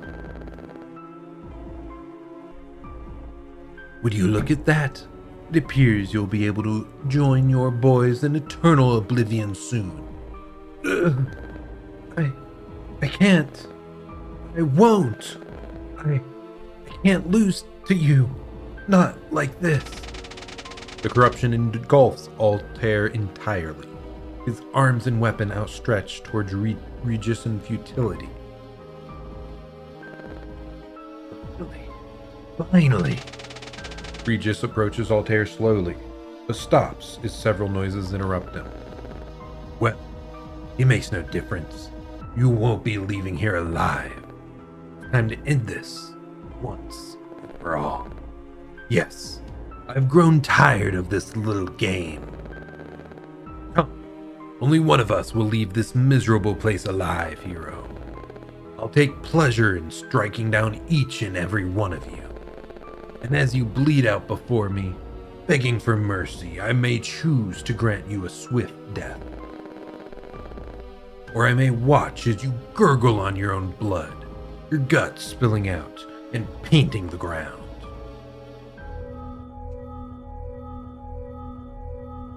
What the heck? Why are we free? A bewildered and shocked cry from Regis made Altair open his eyes, snapping him out of his dying reverie. The creatures from earlier in the day had all snuck in, bearing those purple shards from before, and brought them to each of the boys. Hey, the otherworldly mascot dudes. Let's go.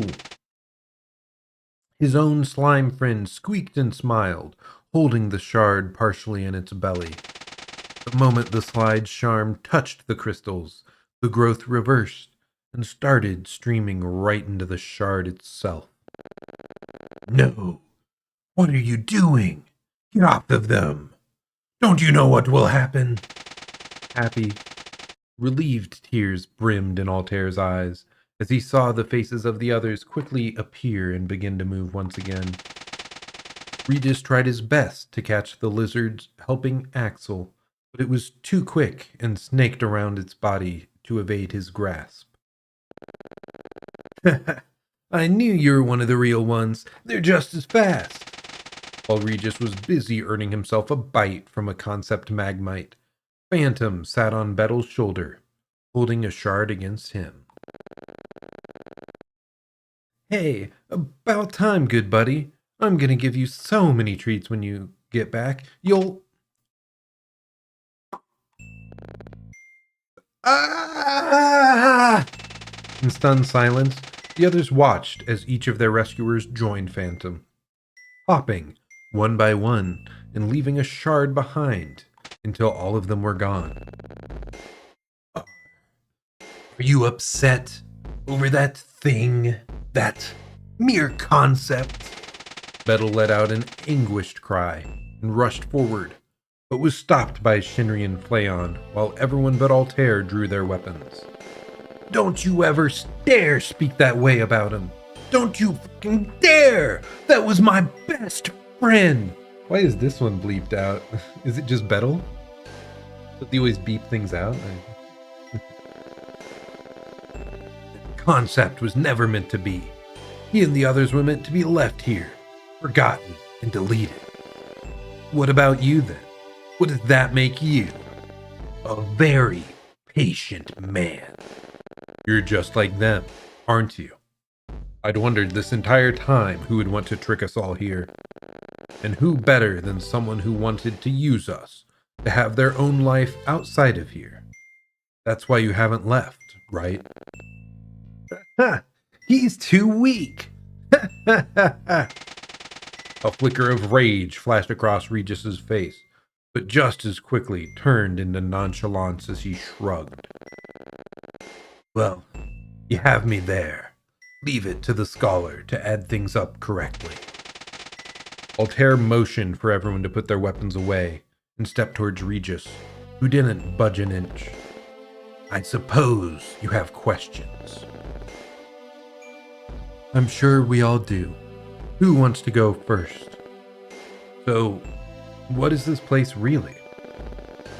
Birthplace of concepts. Literally, it was mine, as it was theirs. This world was to belong to me, and I'd allow them to exist in it.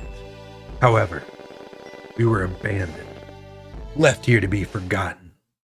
Do you know what happens to an idea when someone stops thinking or dreaming about it? You make a new one. That's what the maker does, yes. But the concept, the brilliant idea that was given so much love and power, you slowly wither. Your mind first, then your body, until the very last thought of you, that initial spark that birthed you, finally burns out, and thus deletes you from this world like you never existed in the first place. So those mascots are gone forever. No. I refused to give in to that slow and awful fate. I wasn't going to allow the world that was created for me to be given to another. It was mine. I had a fair bit of power left to sustain me. I was always too stubborn for my own good. Before long, word reached my ears of a new hero, the one who replaced me, who came along to save the day, along with his friends. And let me tell you, nothing is a bigger motivator to live than rage. I should really thank you, Altair. Your very last existence only added fuel to the flames of an eternal anger burning in my breast, and thus kept me alive. How those concepts managed it, I don't know, nor do I care, except your little buddy, Phantom. What about him? He was born here, too. Somehow. He must have reserved enough energy in that tiny body, and with it, he managed to escape from here. No doubt, he found you not long after, and never left your side. Tell me, were there times where you felt weak for no reason? Yeah, maybe. Who knows? Why? Didn't you wonder why? You were his food, or rather, your very life energy was. I'd wager he took just enough to keep himself going. Joke's on you, pal. I would have gladly given it to him anyway. That's what best friends do for each other. The others spared a moment to exchange glances with one another, then shrugged. Best friends, huh? Isn't it selfish of your best friend to keep you to himself all these years? Why not bring you here and help his fellow concepts? And give you a chance to get to us sooner? Yeah, right. Phantom would never do that to Battle. You know, when I think about it, he did get all weird and run away here in the past whenever he had to travel near this area. Sounds like he was trying to protect you. The rest of them would have done the same if they'd been able to escape. Yeah, all of them except this bastard. At least he'll be a pushover now that he's lost. Oh, did you think this was me giving up?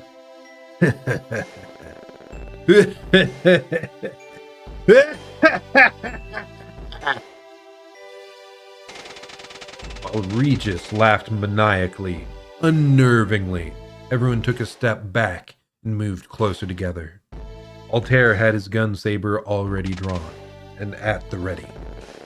I still have some fight in me yet.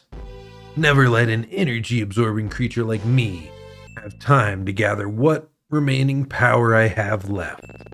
I'm a man with nothing left to lose and everything to gain from deleting you, here and now.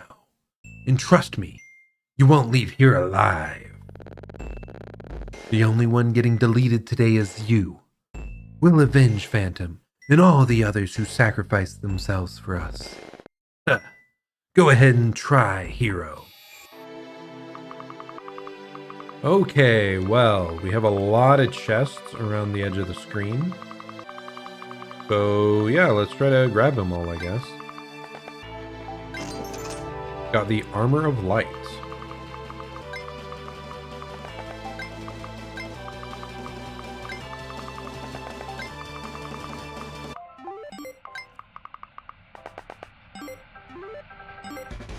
That music for a moment. That sounded like one of their BGMs or something that I know. Yeah, that one. So dope. Maybe all these other stuff has been remixes too that I just didn't realize. That's cool.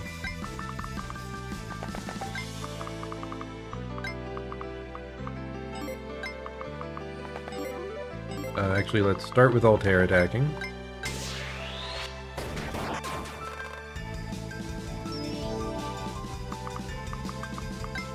Ah, this music is badass. I really like this one. It's so good. Got a couple more people than Raiders out.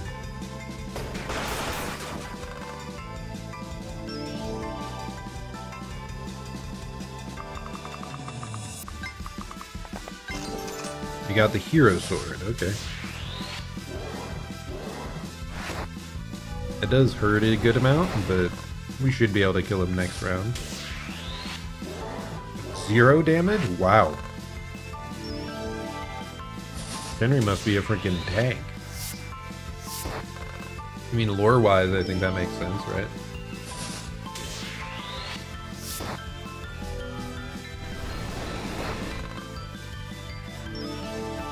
And play on with his self-healing, like, yeah, we're good here, dude. Boost potion. Ah, shit. Okay, what do we got here? Got the hero crystal. Got the hero's ring of protection.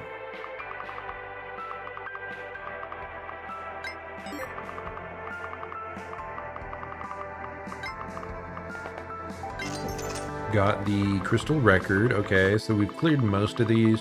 Now we've got mostly just these ones off to the right.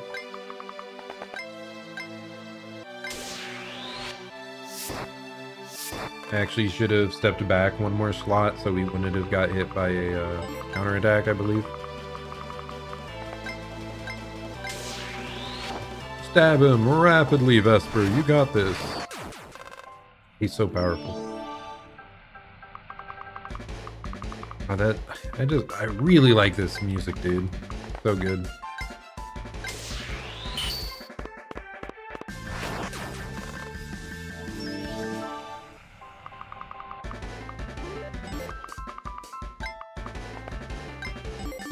Actually, can I get all the way up there? Yes, I can.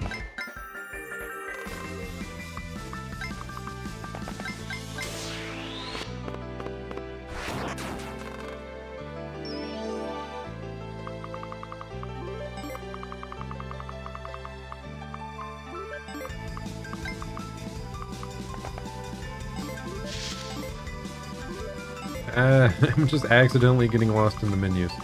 Whoever, Cleon, you grab this, then you head up. Heartfelt necklace. Oh wait, Cleon can move after the initial movement? Or is that what Heartfelt necklace does? You move after an action.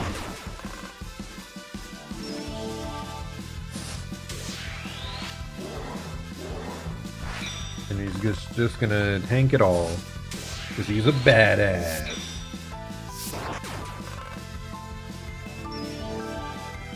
But it's interesting to me that you level up so quickly.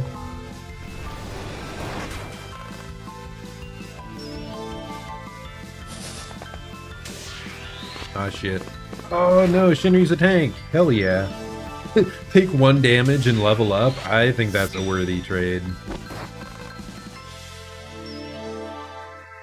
Dude, Shinry could solo this shit.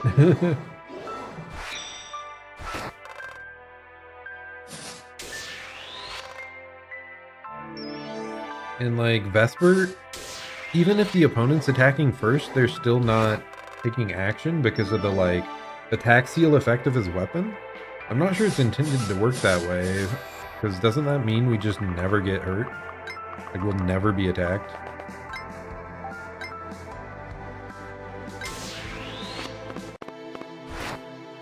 I am kind of concerned about the Maglord though. He's struggling a bit.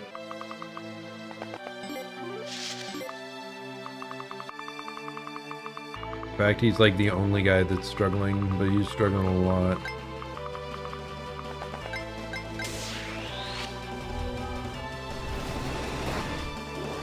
I should have used like a healing item on him, honestly, that turn. Let's try to get over here to help him.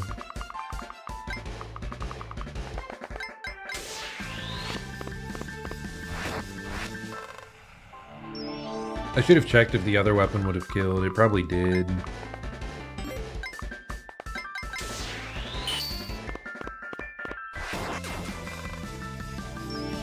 I think one of our skills is like boosting our damage against demon type opponents, probably. If I had to guess what it does.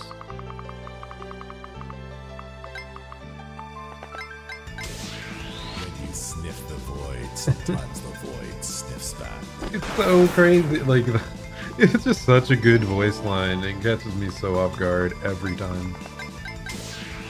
Got a couple more people to murder, so.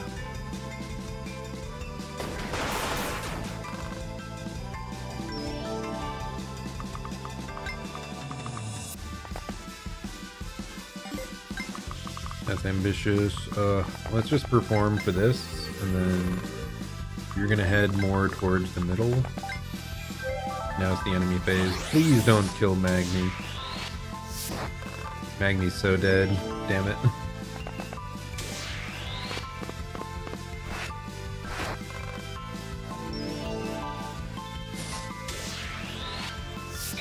Magni's the only guy that can take damage and die. No.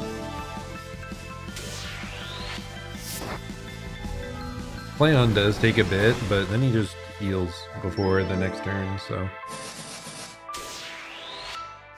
Why do you want to bite my ass? Why is that his line? Oh my god. Yeah, hell yeah. Magni dodged. I think he lives now. And we can use a healing potion or something. Or we can get someone over there to help him, maybe.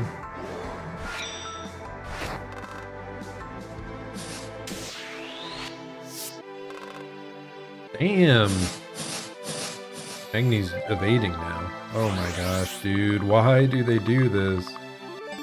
They spawned another one right on top of Magni. Okay, Crystal Record.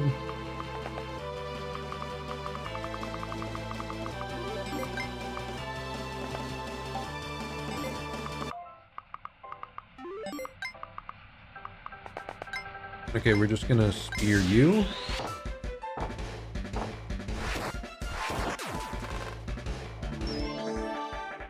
And then we're gonna try to heal. Yep. I think that's enough.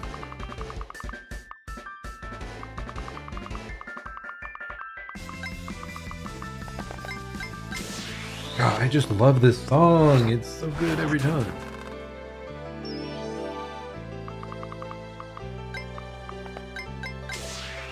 Got a couple more people to murder, so.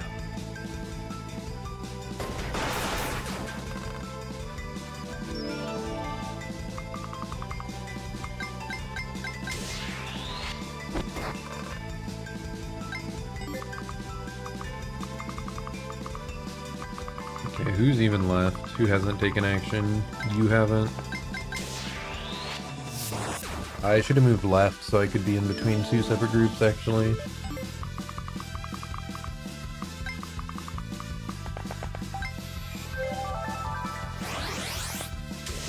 Did that demon just like heal itself or something? And yeah, Regis can just 1v1 himself, that's fine.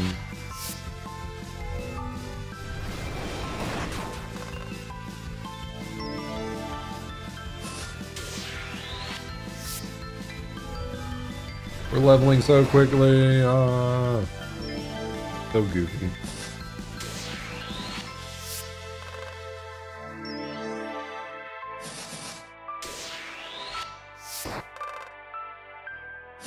Oh my goodness. Oh, there's just so many spawning in. It's taking forever. Maybe we should have changed our settings to do this stuff faster.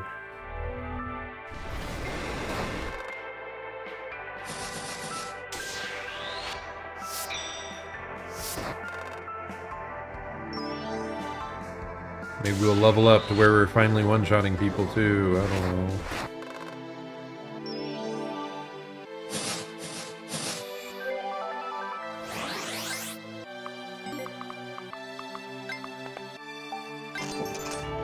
Okay, one more crystal record and yeah. So that's the last chest we had to open. We're good now.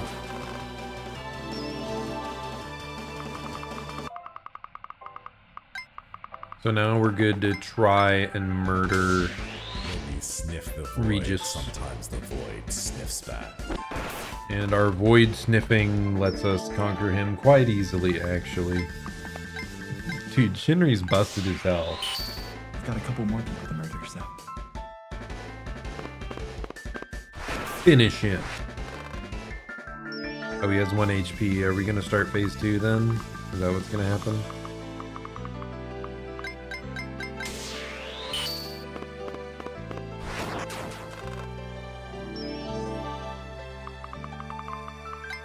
Okay, I want to be like right in the middle so that they both attack. You... I mean, you can stay right here. Yeah, be in the middle as well. Looks like it's just free XP for us, right? Because we aren't taking enough damage for anything to be a threat.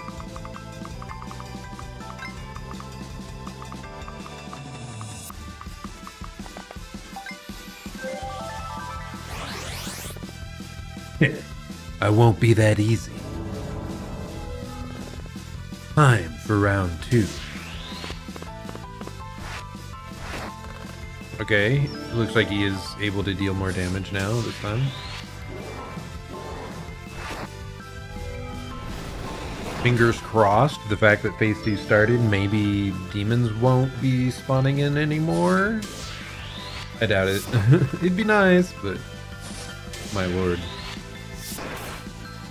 Oh yeah, that was just Magni, who is by far the like most vulnerable person we've got. So it's fine.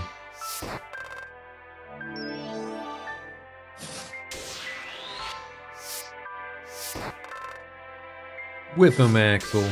You got this.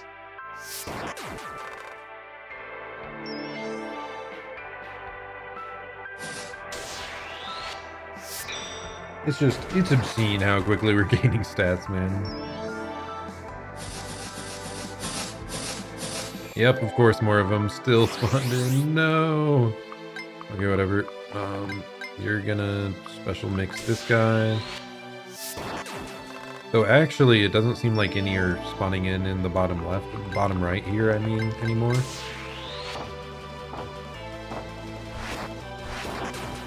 I don't know if they already have to be dead to spawn in, or what.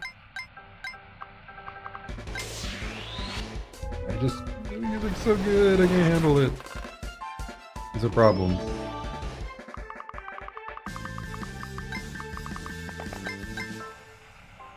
$48 twice, yeah, we'll go with that. And then, oh wow. I guess we'll one-shot the dragon, sure. I mean, I'm not gonna complain. Yeah, every chest is open, so we're good. Why do you want to bite my ass? You know why, Axel. Okay. When you sniff the void, sometimes the void sniffs back. Dude, the crit is ridiculous. Like, both the odds of it and the line. Oh wow, nice. Just enough damage. He has a 0% hit chance against Altair, like ours. Why? Not yet. I won't lose. I can't. The art for Altair also goes so hard, or Regis, I mean.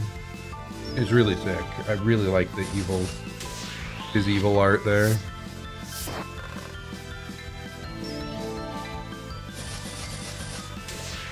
So whoever did that sprite, Why do you want to bite my excellent ass? job. Love it.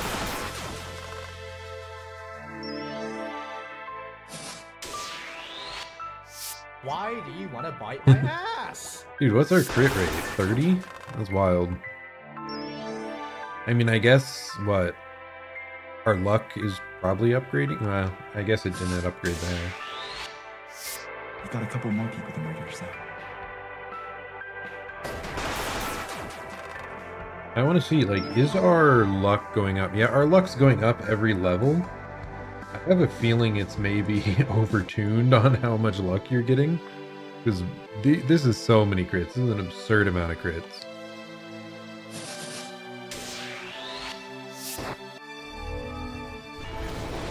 Except for Flayon. Flayon doesn't seem to want to crit. It was a very low chance. 3% chance. Wait, why was he healing? Is he on a healing crystal? He is indeed.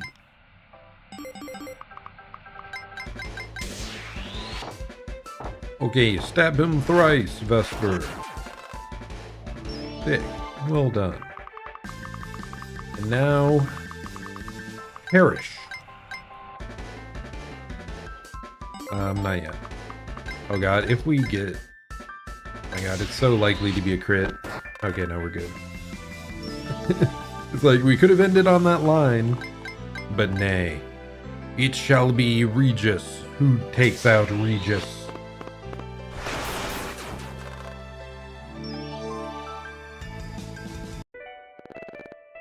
So, it's over.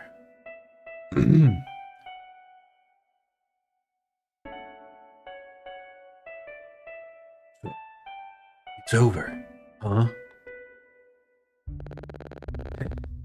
Everything was perfect, and I still managed to fuck it up. Suppose I shouldn't be too surprised, though. Power of friendship. That bullshit. Shouldn't be a real thing. And yet... there might be a way to save your friends. Eh? Who? Philip? Panda?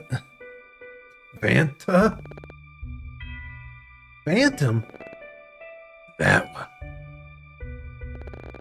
But are you sure that's what you really want? Why wouldn't I? Explain. He's been sustaining himself with your life energy. He's like everything in here, not meant to exist. I don't care. He's my little buddy, and he can take just as much as he wants. Well, maybe not as much as he wants. I would prefer to continue living, but that doesn't matter right now. Just tell me how to save him, please. Once I die, you can use my armor as a catalyst to return him to life.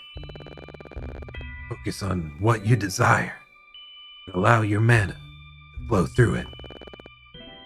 Creation magics of a sort. Thanks. Don't bother thanking me. This is just another moment. As soon as it's over, I'll be lost to the passage of time. Forgotten. You'll forget about me soon enough. Just as everyone else forgot about us. We won't. We'll remember you.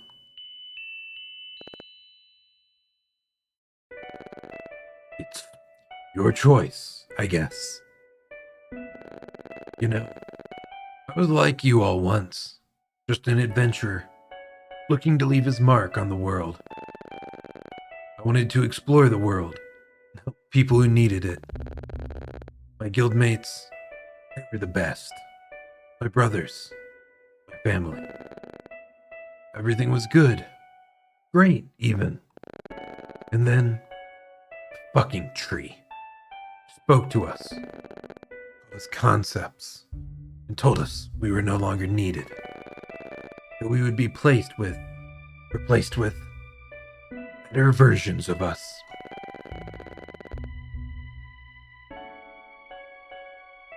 Of course, no one knew what that meant. Not even our most learned members. We understood the general meaning of the term, but not how it applied to us. So we ignored it. Just continued on as we were, adventuring, simply living, thriving. I don't recall exactly how we ended up here. One of the others believed Since we were labeled as concepts, we were instinctively drawn here.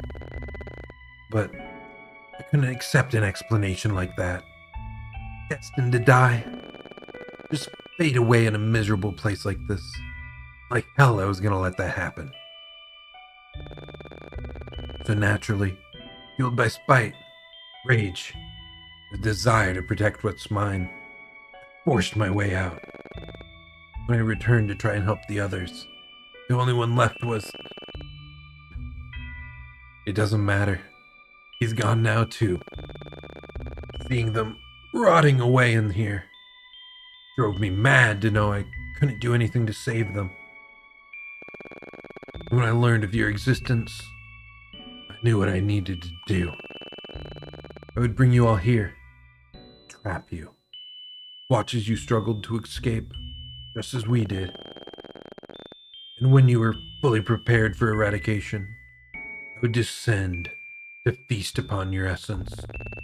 Your life energy would fuel my personal quest to eliminate that damn tree and find the truth.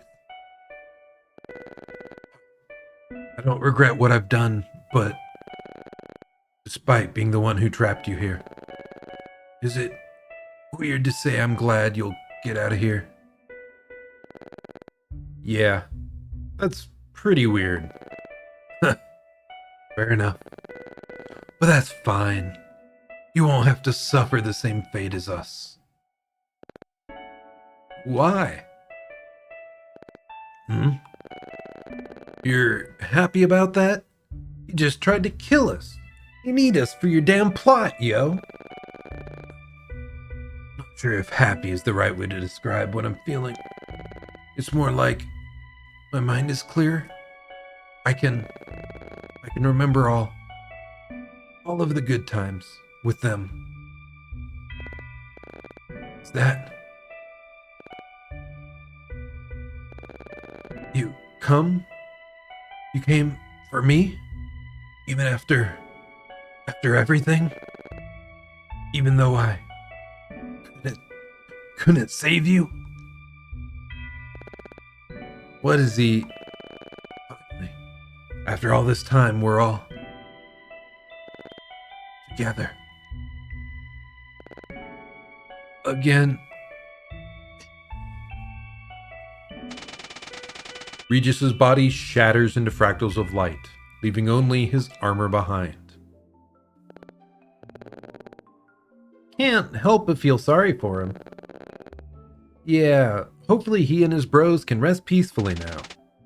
Obtained Regis's Armor of Hope. You think this can really be used to bring Phantom back? Worth a shot, right? Want some help with the process he mentioned? Yeah, not sure I can do it myself. Okay, first things first. Place both of your hands on this. I suggest here and here. Okay, done. Then, think of Phantom. Imagine what he looks like, as well as the memories you two share. No shortage of those. There's the time Phantom and I... You don't need to say them all. Just think of them. Keep them at the forefront of your mind. Yeah. Okay, I can do that. Let your mana flow. Wait. Is this supposed to be Betel or Magni talking? Let your mana flow and focus it into your hands, your palms, and the tips of your fingers. I'll try. You're doing great. Just keep at it.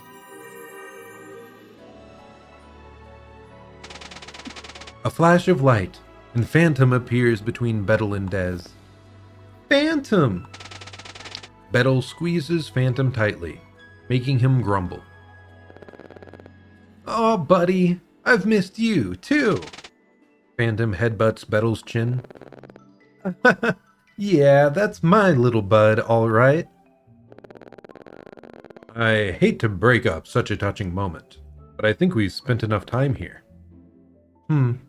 Yeah. Let's get out of here, shall we?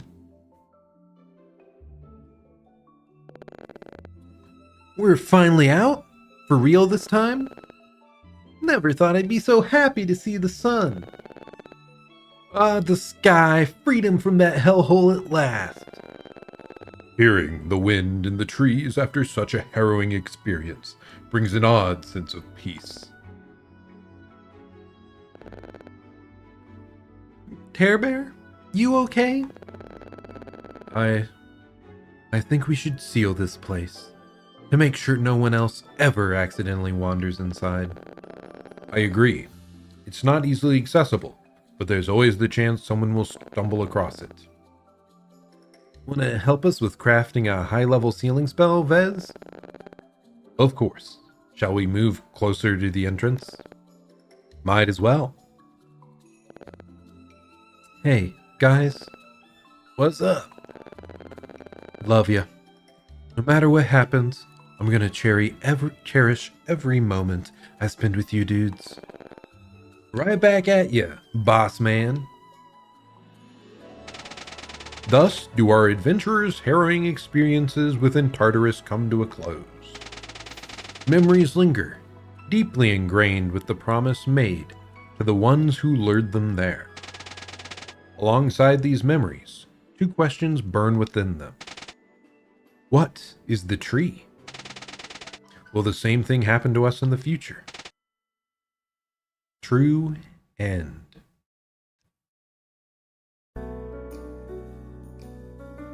Hey, thank you for playing, Coltair. Nice.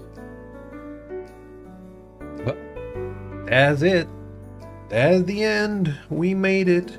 Good job, Vesties. Oh, Vesper. I made it. Koinichiwa. That was fun, right, Koipanions? Nice. That was a fun game, though. More dialogue heavy than I expected. It's more... I mean, that seems to be the focus of it, right? It's more visual novel-esque with some Fire Emblem type gameplay in the middle. I was maybe hoping for those roles to be reversed, you know?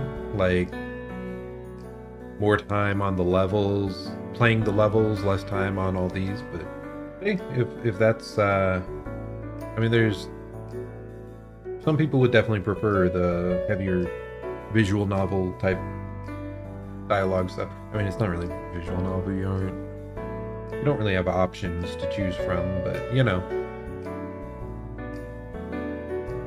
Hey yo, thank you for playing, Axolotls. But yeah, entertaining.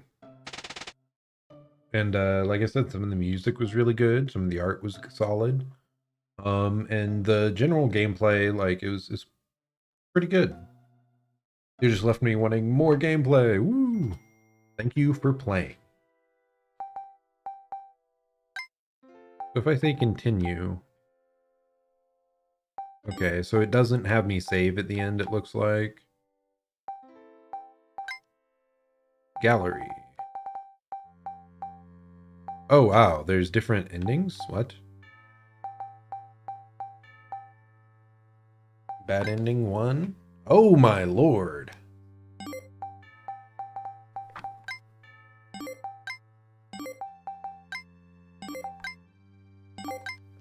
So these must have been some other endings we missed out on, because we got the true end. Oh, good. That we saw that one. Good ending too. Did we? I think he was facing backwards like that. Or did he look at us? I don't recall. Crystal Cavern. I really, really liked the design of Regis. And just how it was rendered. Really cool. I never game overed, so I didn't get to see that. No. Big sound room. Huh, there's no, like, credits option here. Ah, so there's still some songs we did not unlock, it appears. I think they said something about a hidden level, but if I had to guess, it's those little fire things we picked up along the way. It said you gathered a fragment of something. I think if you gather them all, you might unlock something for a final extra level. We could probably do that actually pretty quick if we like went back and just skipped all cutscenes. I assume you can do that. But okay, anyway. What was the...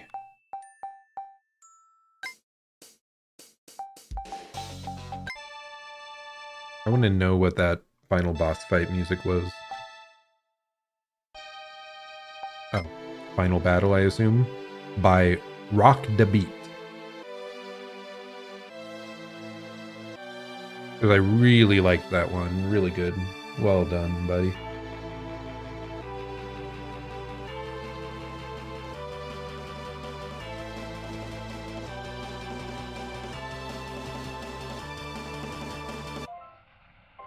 Ah, it's so good!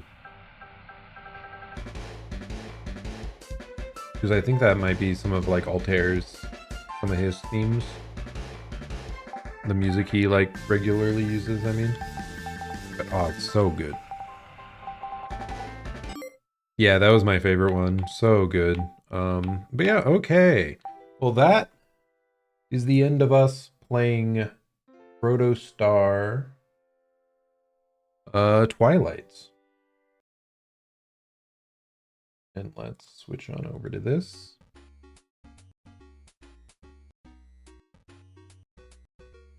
Okay. Anyway, yeah, overall, fun time. Let's see. Make sure no one else has tried to chat and my chat wasn't loading. So yeah, overall, enjoyable experience. Like I said, I'm a bit of the sort that I prefer it more gameplay heavy, but yeah, from what was there, it was all good, all fine.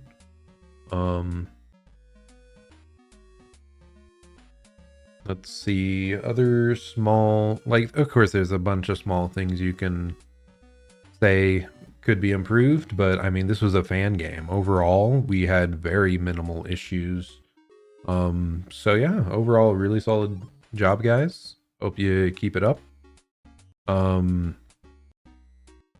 For like bug type things that I noticed the most, if they were even bugs, that thing where we kept doing things and not being full health anymore. I think it's if we gained max health, we didn't also heal that health. Who knows if that was intended or not. It was just a bit confusing when it happened. One of my actually the biggest thing that was weird was the size of the game, like the window size. I didn't see any way to change the size of the window. I couldn't drag it down from the corner to make it larger, so I actually had to change the resolution of my monitor. Otherwise the game was tiny on my screen, so I did have to do that. Also, OBS did not have, like, the game audio capture didn't work properly on this program, so I had to just do my desktop audio, which I do not typically do. But yeah, apart from that, everything seemed pretty smooth sailing once we got it up and running. I'm glad several people stopped by and said hello. I'm a huge fan of Hololive and Holostars, so it's just cool to see more people from that community, and it's so inspiring seeing all the fan games that come out. Some of them are crazy, dude, especially some of the Hololive centric ones, like the ones KU has worked on. Why can't I remember what it's called right now? Holocure is the big one. They just recently came out with HoloX Break, which I played that as well. But yeah, it's just so impressive, and I'm super glad that Cover supports the indie scene so well. That they're fine with people using their IP to make these games, and they're even directly supporting a lot of different groups through, like, they're partnering with these indie devs to publish stuff to Steam even. So yeah, it's all really cool. Man, I love Hololive and Holostars. It's all great. But yeah, anyways, this has been the stream. I'm Zerzon. I am trying to hop on more often to stream more regularly, so you'll be seeing me around. I typically stream a bit earlier than I did today. So like 7 p.m. Eastern time, maybe a bit earlier than that. But yeah, anyways, a lot of fun. Thank you so much for stopping by. I hope you're having a great day or night, and I'll plan to see you all next time. Goodbye and farewell. Oh, I'm still so mad that I ended up muted. I'm gonna have to go back and look how long it was, man. Why did that happen? No. Alright, bye-bye. Have a good one.